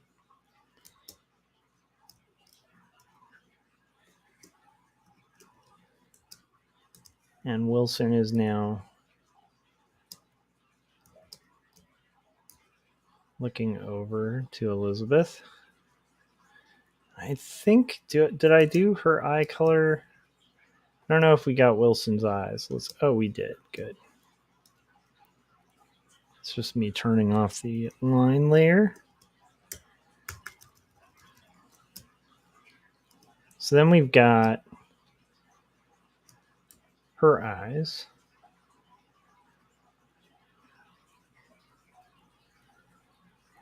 And then we'll get her skin tone.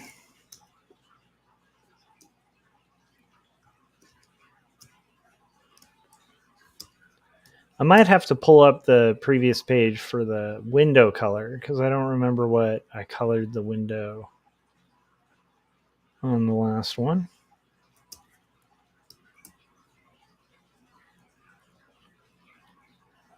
So Wilson's close to done. Just have to get in her dress color after this. That should about cut it for Wilson. And let's do dress color. And we'll get her dress.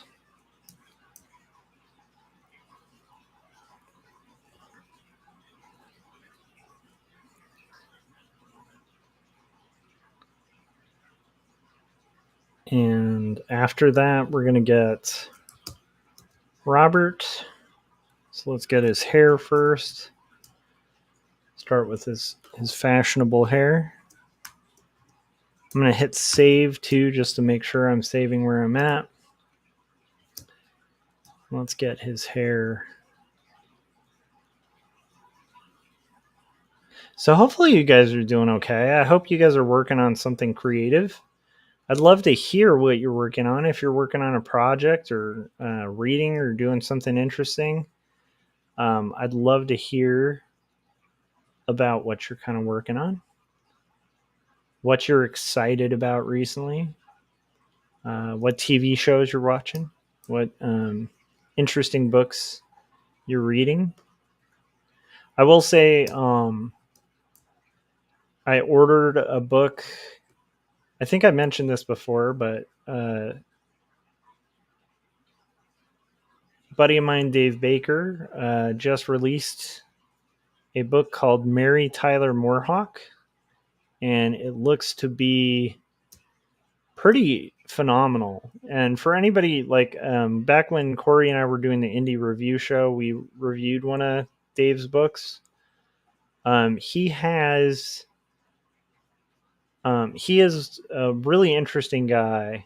I've mentioned him a couple times on this episode, but he is a really interesting writer who's really pushing the boundaries and always has of comics and what they can do, and does some things that I have not seen done in comics before.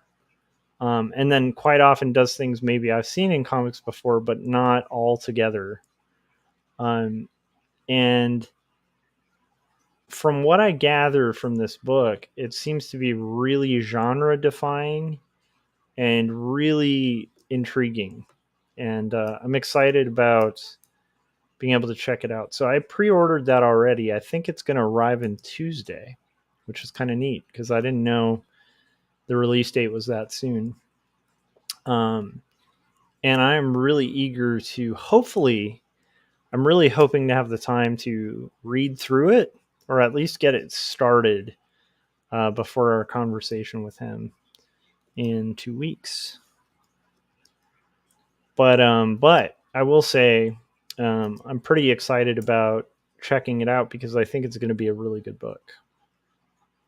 And it looks like Top Shelf threw in some decent cash to print it, and also took a risk on it. Because if you look at the what he's doing, like plot wise, it's pretty ambitious. And sometimes there's books that come out where I'm like, I have no idea how they got a publisher to risk it. But it does seem like art, like in a good way.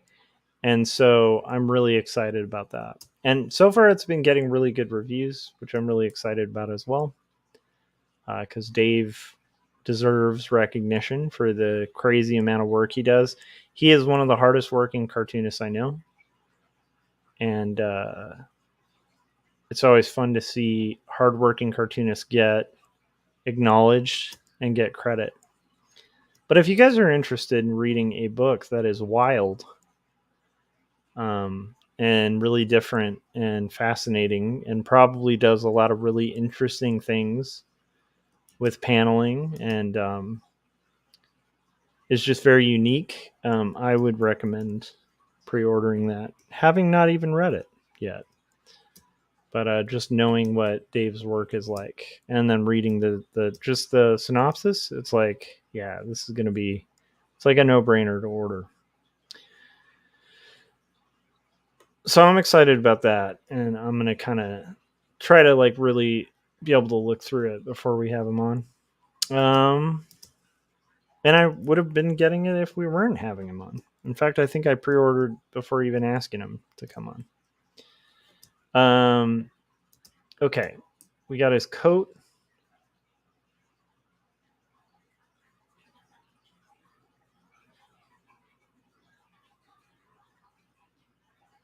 We have we're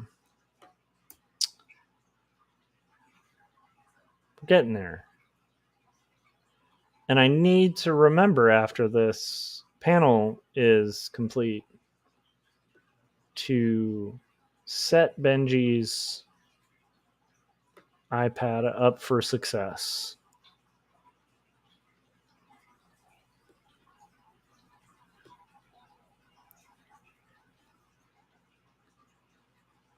So that while I'm working on that last panel, that's going in tandem. We're going to do his wine glass. They're drinking red, because why wouldn't you if you're celebrating? You know, actually thinking about it and drawing this wine glass makes me realize it's been a while since I've had like a glass of wine. Maybe it's been months, I think. I should get a bottle of wine tomorrow. If I want to go out, because I feel like going out on the Super Bowl day is like going to be a nightmare, especially if I went to get a bottle of wine. So I think people are going to be raiding like liquor stores and all sorts of stuff. So I don't know. It may be a good idea to not try to do that tomorrow. Might be better to let that one pass for another for another weekend. But yeah, I don't know. Wine sounds really tasty. Okay, let's find out this window. There it is. I knew there was an interesting color there. So let's get the window color. And then there's kind of like a trim around it. Okay, so I'll get the window first.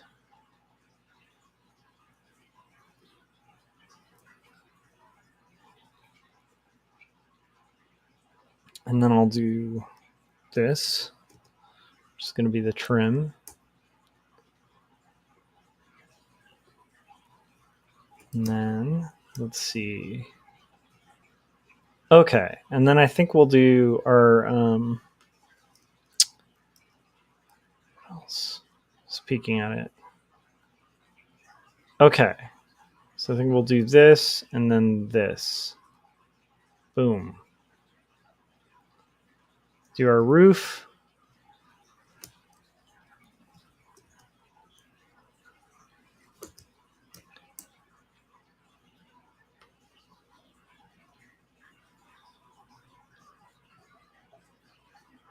And then I think I want this actually to go all the way to the wall here.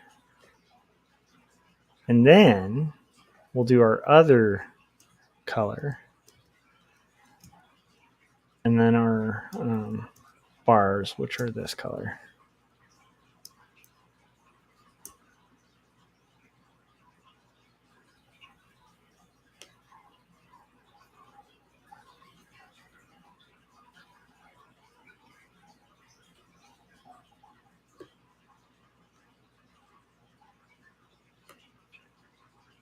We are so close.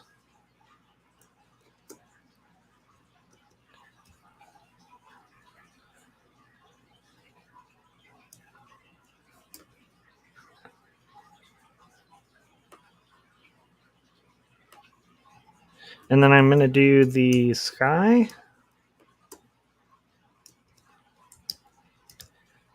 And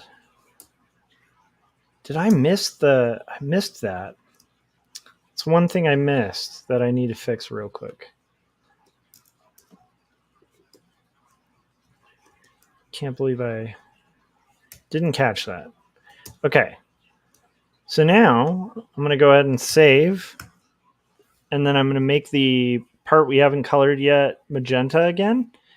And then I will play one more trailer while I go check on my kid's status of his iPad. And then we'll finish up. Hopefully you guys are having a productive time getting art done. And I will see you guys after this little deviation. So here is, let's do Christopher Runciman. Hi, my name's Chris and I like comics. I want to talk about this comic for a second here. I just got this in. I ordered it direct from my local comic shop through Diamond Distributing. It's Joshua Kemble's Jacob's Apartment. I really enjoyed this book. There's all kinds of comics out there, let's be honest. There's fun comics, there's superhero comics, there's young adult comics, there's adventure comics for kids. There's so many different things under the planet. But there's also an entire subgenre of alternative books. Real life, real world depictions in comic book form. Situations that happen to each and every one of us. And this is a fine example of that. If you get a chance, order this book from your local comic shop. You won't be disappointed. I can't sing its praises high enough. Okay? Check it out. Jacob's Apartment by Joshua Kemble.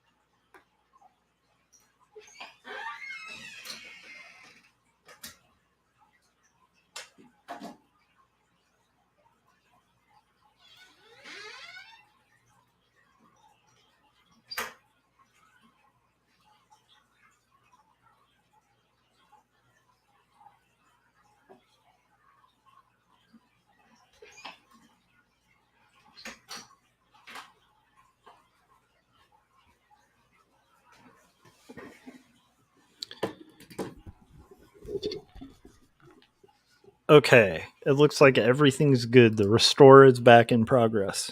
So I had to wipe and back up and then reinstall, and hopefully that'll solve his issue. Okay, now we're going to do our, for those of you who might just be tuning in, we're working on coloring the last panel of Not Death of page 97 of Not Death But Love, the strange supernatural story of Elizabeth Barrett Browning.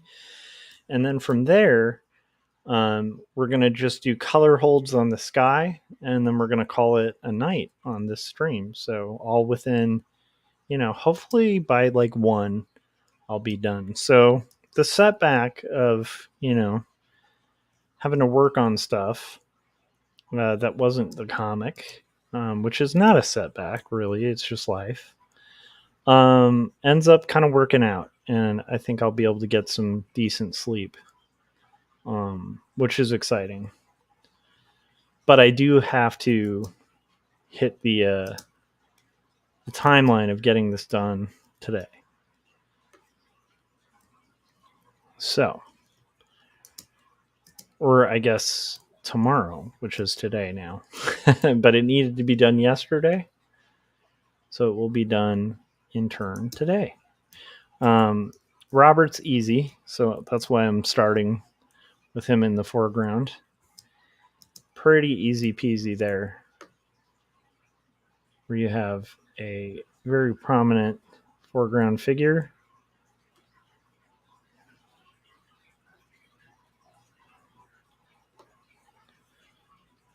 Skadoosh. And now we're going to get, let's go ahead and get Penn, the kid.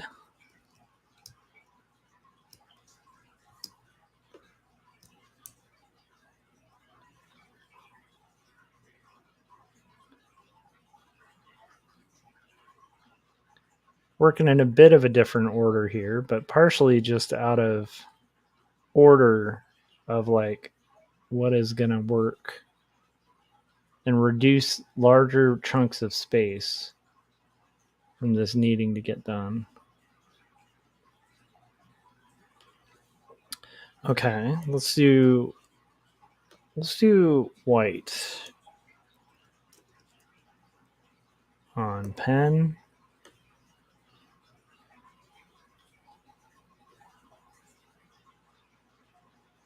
And we'll go ahead and get rid of it on Elizabeth as well. And on the letter.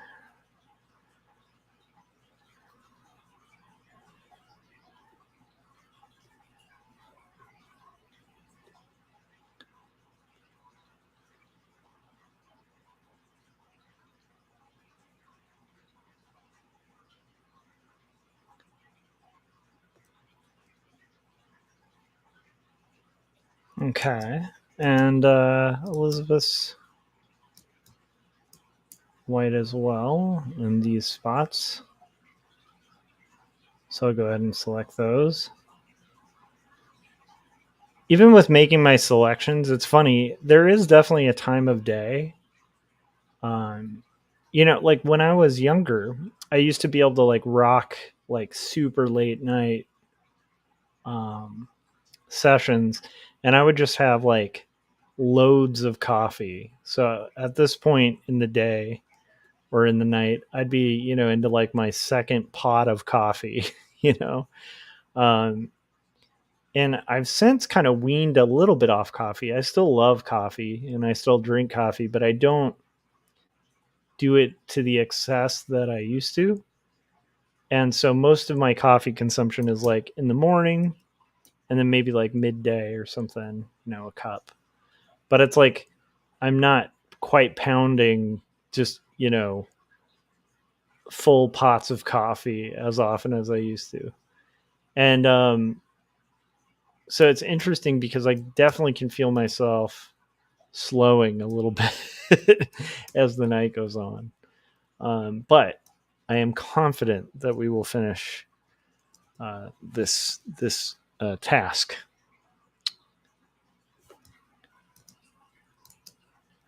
More than confident at this point. So we're going to go ahead and get the hair deselected now.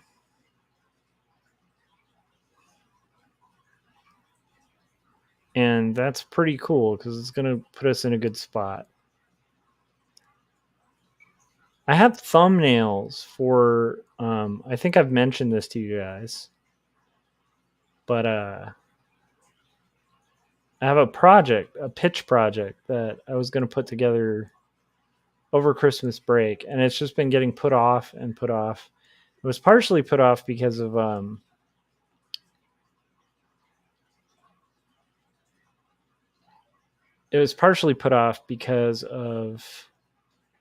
having freelance come up that I had to take, just keep the lights on and stuff, you know. That, you know, and it was fun work, so I had to kind of put it on pause, because you do have to kind of at times prioritize like the paying stuff. But it is close to the time where I need to start at least coming up with like some roughs, like some decent roughs for those pages, because it's only 5 pages that I need to do for that. So I have thumbnails for it, which is pretty exciting. And I need to do a little 5-page pitch. So I think that either tomorrow or Monday, that is going to be one of my goals, is to at least rough out a few of those pages at minimum. If not, you know, roughing out the entire sequence. So at least we can kind of make a little more headway on it.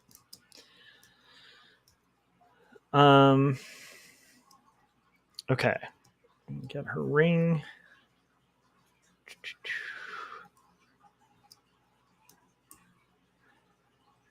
Think that we're getting closer. Okay. Now we're going to get her lip tone.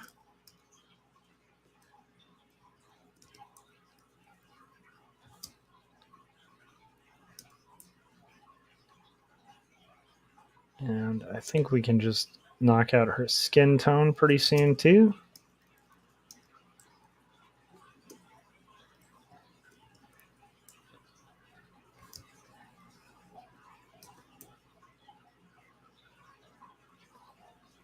Actually, we could probably just finish up Elizabeth very shortly.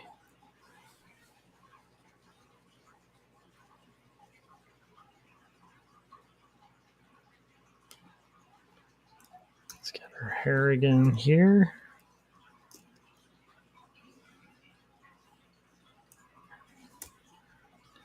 And then I think we'll do her outfit.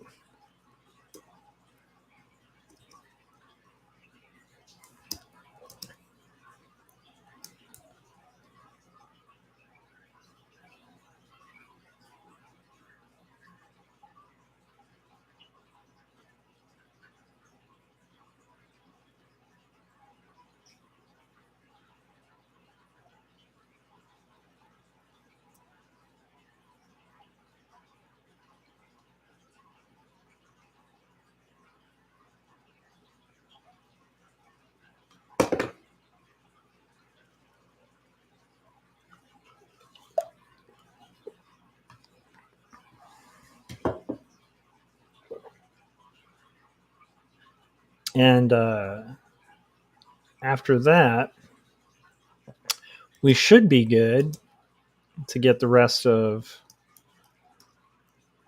pen here.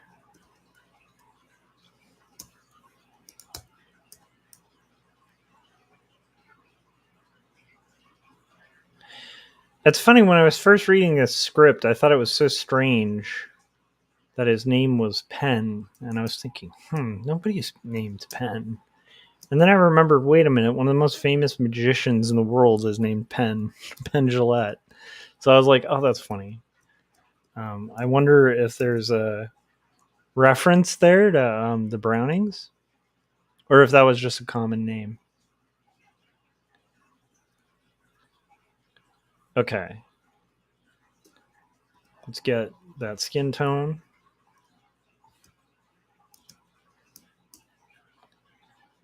And then we can get the frame and the backgrounds, which should not take super long. So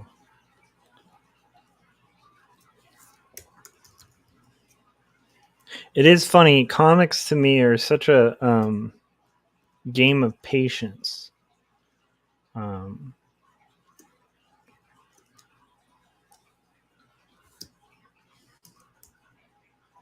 Like a very slow build.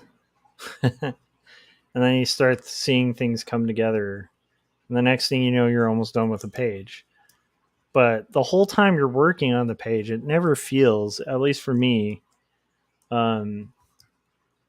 maybe when roughing, but aside from that, it rarely feels to me like you can get in a good zone, but I never feel like it goes quick. It always feels like an eternity, every page, every panel. But then it's like, and I've talked about this before, but I feel like we end up getting like not deja vu. We just like, I think a lot of us artists who do this stuff, we'll just forget what a pain in the butt it was to do.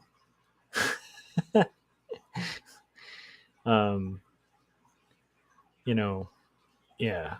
And then like just do it all over again. Okay. Let's get some of these orangey things.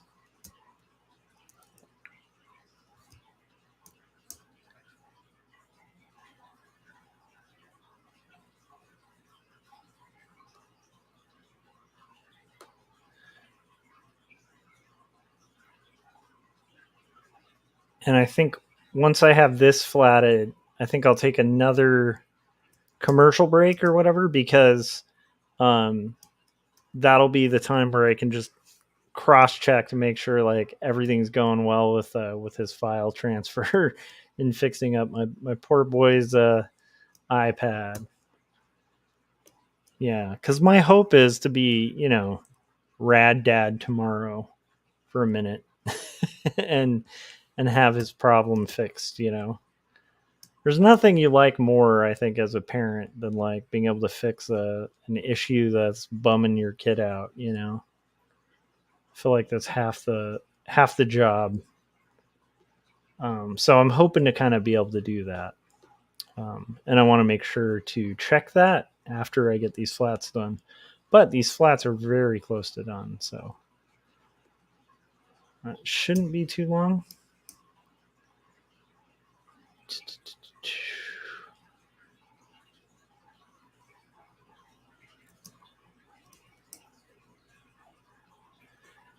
Okay. Now I want to look at the railing again, because I think that's that orange, but I want to be sure. So is the railing? Yes, it is. The railing does that orange thing. So we're going to do that. And I want to do that color too. Okay, cool. So we'll do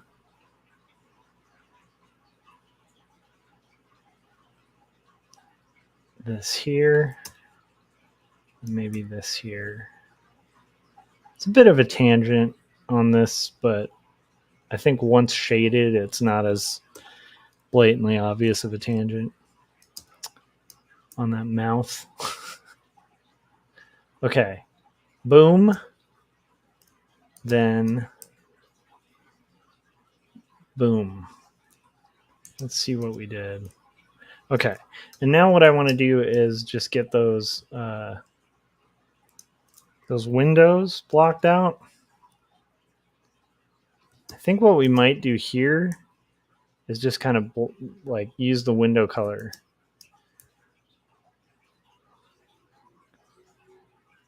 And here.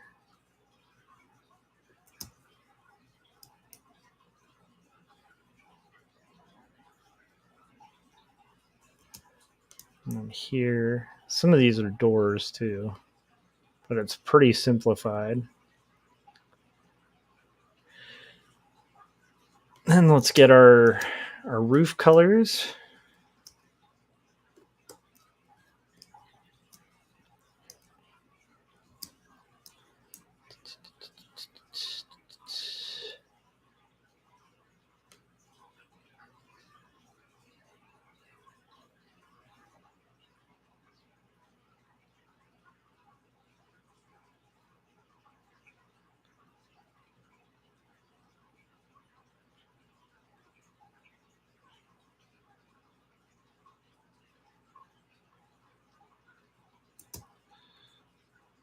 And yeah, we're getting there. Slowly get these in there too.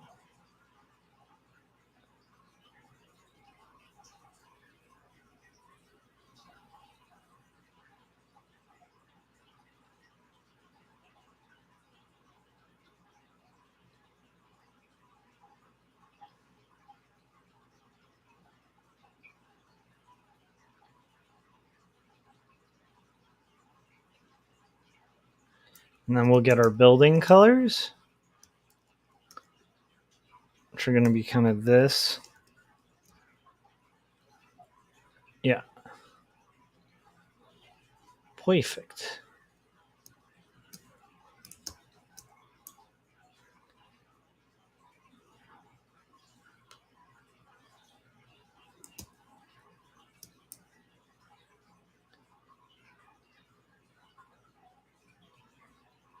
We're very close, guys. Very close to done. And then again, like once I finish the flats on this last panel, ooh, I want to make that a roof.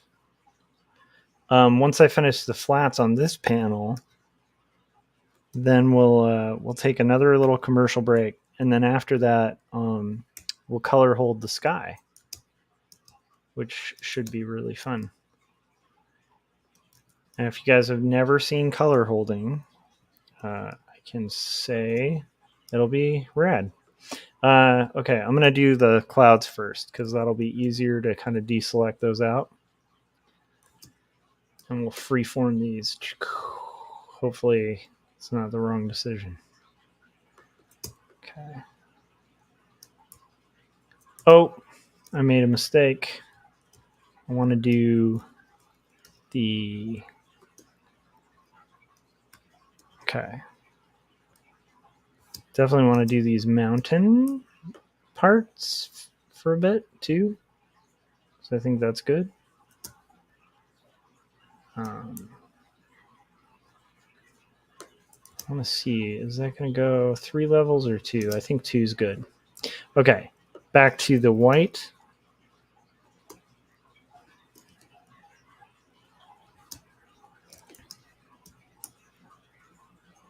Getting these kind of broader areas.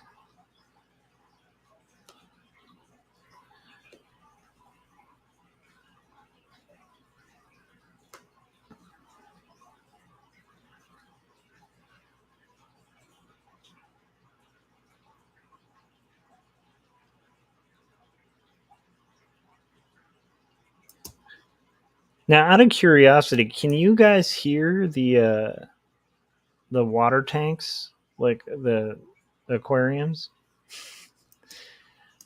I keep hearing it, so I'm kind of curious how much of that is coming across to you guys on the video. I don't know if anybody's commented on it. So maybe you can't hear it. I don't know. All right, we're getting these clouds.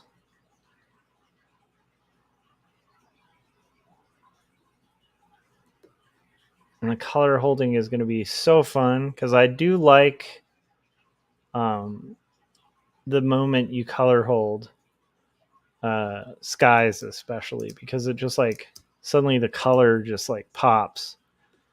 Nice. Thomas was saying yes, when you're silent, you can hear it in the background. That's cool. So it's kind of like I'm at a waterfall or something.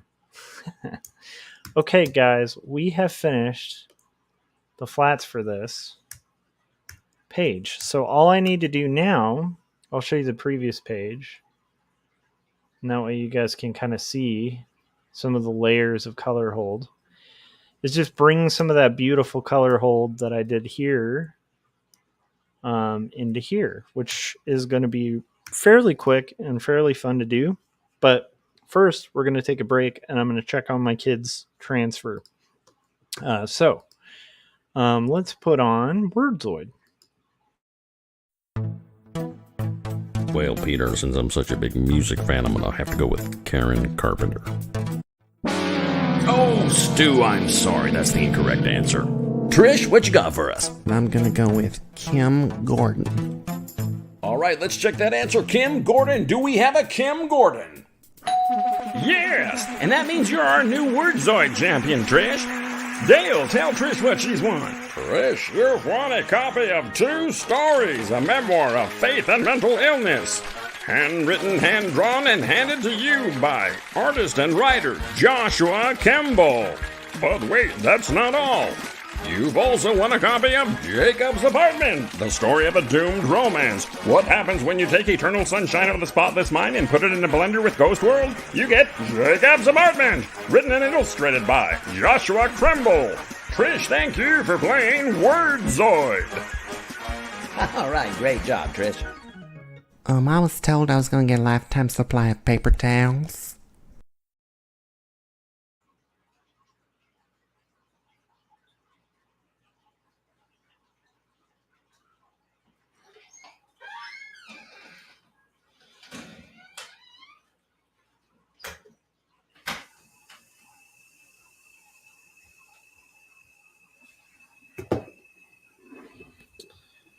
Okay, so everything's looking okay. It looks like the first shot at restoring didn't go through. So we will see what we will see. Okay, so now what I'm going to do is color hold the sky. And what I'm going to try to do is grab this color that's closest to the color I color held there. Which is saying color a lot, I know. And we're going to select everything that's the sky color. Then I'm going to go to my layer. And I'm going to cut this out. So X. And then I'm going to go to a new layer. And I'm going to go to Edit, Paste in Place. And then we're going to lock it. And we're going to fill it with that color. My transparent pixels. And see how close that is. Nice. Okay, so that's the beginning of the color hold process. Now what I want to do is grab the interior of the clouds, which is going to be a little tougher, but it's doable. So we're going to go ahead and go back here, select everything that's white, and then I'm going to deselect everything I don't want that pink over. So very quickly deselect. And the nice thing is, because I have transparent pixels, this becomes a real fast process. I hope that kind of makes sense. Okay, so we're going to go ahead and deselect all the white that I don't need, because it selected everything that's white. I just want it to go behind the clouds. Behind the clouds, or above the clouds, sorry. Nothing on this page.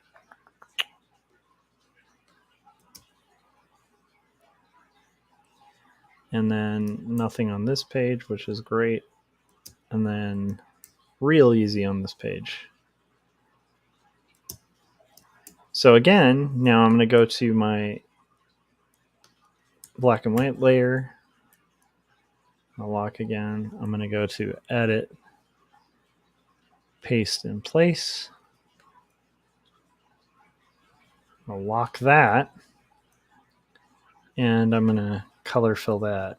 And that should make the clouds that nice like pinkish color. Cool. Now we just have one more thing, which is going to be a paint. And this is going to be selecting all the areas that are behind the characters. So that's going to take a tiny bit of time. So what I'm going to do here is just go in here and select everything that I'm going to want to color fill. And it's mostly going to take time in areas like this, where there is, like these little things. So I'm going to go in and deselect each of these out. So what I'm doing right now is I'm trying to select the entire background. And that might take a little bit of time. And that's okay.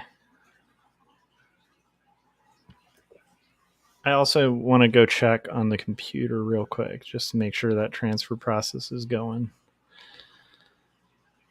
Okay. We'll do the color selection on this one panel, and then I will go back there and check. Okay. So here, just want to select all my line art. It's in the background. Here, I want to do the same here. This is the last color hold on this page. But when I did that on the last page, it was like a game changer. Like, it really makes the foreground stand out. And kind of makes the background scene really seem nice. So I have restrictions on the amount of color holds or rendering that I'm allowing myself to do with the color process. Generally, if it's a landscape or sky, I'm allowed to do it. Or fire. So that's kind of it. So if it's light, landscape, or fire. I think I allowed it on sunlight on some of the characters in a certain scene. But in general, I'm kind of trying to avoid that. So, okay, I want to find the darkest of this color. See if I can get there. I think it goes even darker than that, but we'll find out. So then we're going to go to our line layer, right? Did I not?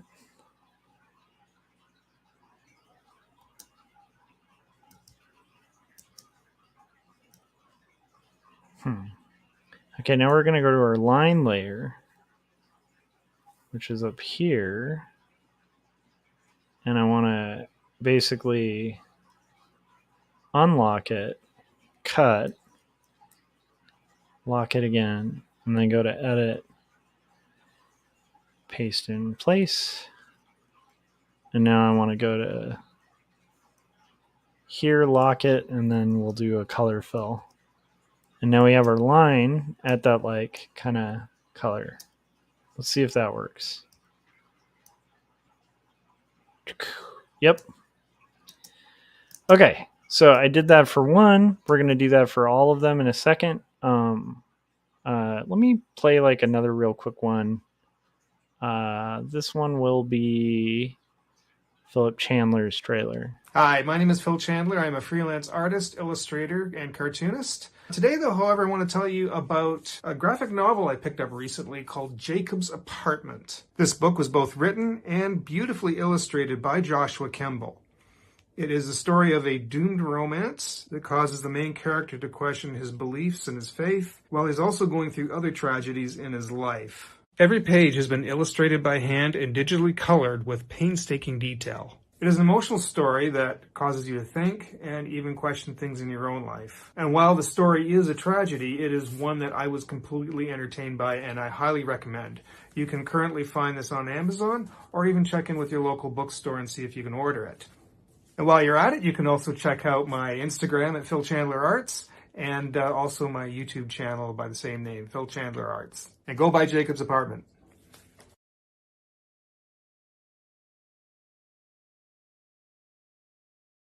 Cool. So that was Philip Chandler's wonderful shout out for Jacob's Apartment, and you guys should check out his stuff as well. Okay, we are getting there, guys. So right now I'm doing that same exact process where I'm selecting everything in the background that's line that I'm going to want to have at that kind of brighter, almost black, but not quite black. Because it just sits it back in the background just quite a little bit more. And it makes this really neat effect. So we're going to do the same thing here. Again, I'm only concerned about the line, not any of the rendering. And I'm going to have to go back there and adjust that so that it goes all the way, the selection around the kid's head. But we're almost there. Let me get there. Go ahead and select all this stuff. And I'm going to go ahead and do this too. And now we have that. So again, I'm going to unlock this layer, cut, and then we're going to edit, paste in place, lock it, fill it. Look at that. So now we got 2 done, 2 color held. Okay, and I'll just merge these down, merge down. So I got sky line. Okay. And this time, instead of playing a whole commercial, I'm just going to walk back there and just peek at that computer. And then we'll do every panel that I color hold. I'm just going to do that and then go check just to make sure my son's little backup is working.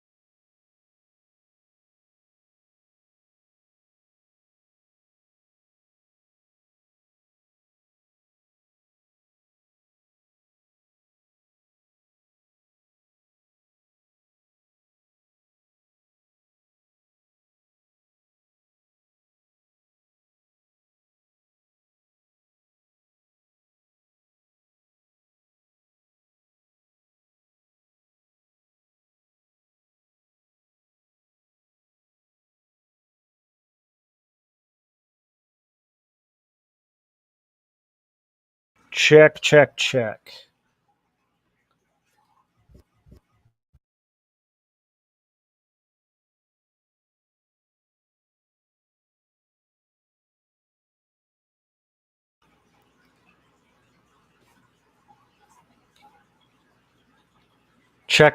Okay, I think it's back now. Yay. Okay, good.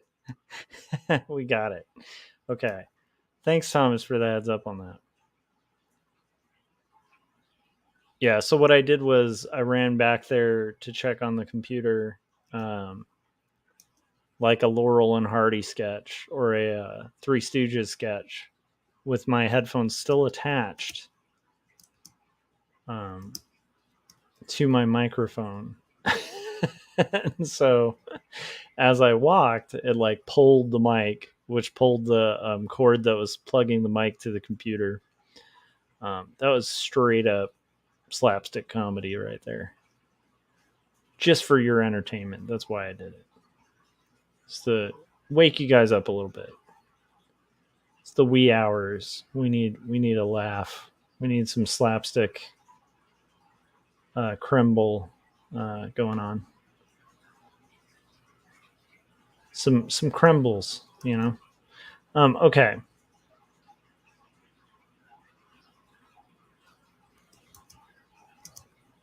That is that background. Should we just do them both at the same time? No, let's do one at a time.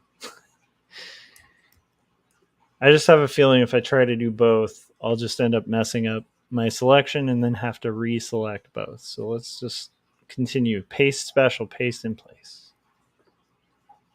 Okay, now I'm going to lock this.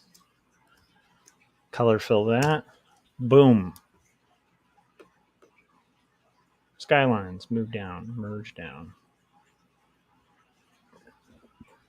Okay, one more to go. So we're going to get in here, select our areas that are round, like the lines. Luckily here, there's nothing, there's no line between those bars, which is great. Here, we're going to get this little spot.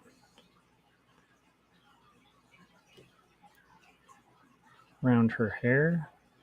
And I'm only concerned where the line is meeting. All of that color, all of it doesn't matter. I just need the lines that are in the background behind their patio.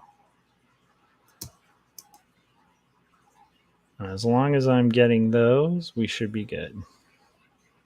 There's a little bit where it underlaps the grid there. I'll make sure I get that. And let's get this whole area here.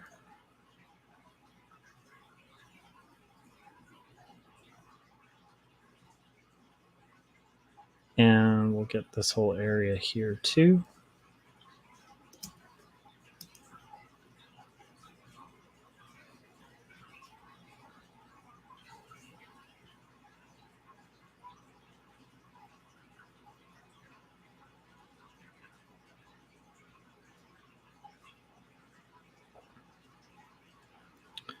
And we'll get this.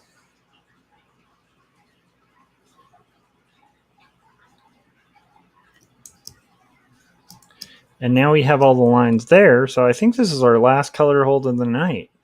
So I'm going to go ahead and cut. I'm going to ask that if you guys haven't yet, please hit like. Oh, here we're going to go to edit, paste in place. We'll go ahead and lock that transparent pixels. And then we'll merge that down. Call that sky hold. And I think that'll do it. So I'm going to go ahead and save now. I'm going to zoom out a little bit so you guys can see, you know, the final page. I feel pretty good about this. I think it came out good, and I think we are ready to call it a night. So if you guys haven't yet, hit subscribe, hit the bell so you get notifications when we're about to go live. And yeah, just make sure you've hit that bell too, so that the next time I'm about to live stream, if you want to hang out and do art, you'll be there as well. Thanks, guys. Thanks for keeping me company and hanging out with me while I worked on art. It's always greatly appreciated. And I'll see you on the next live stream. Have a good night.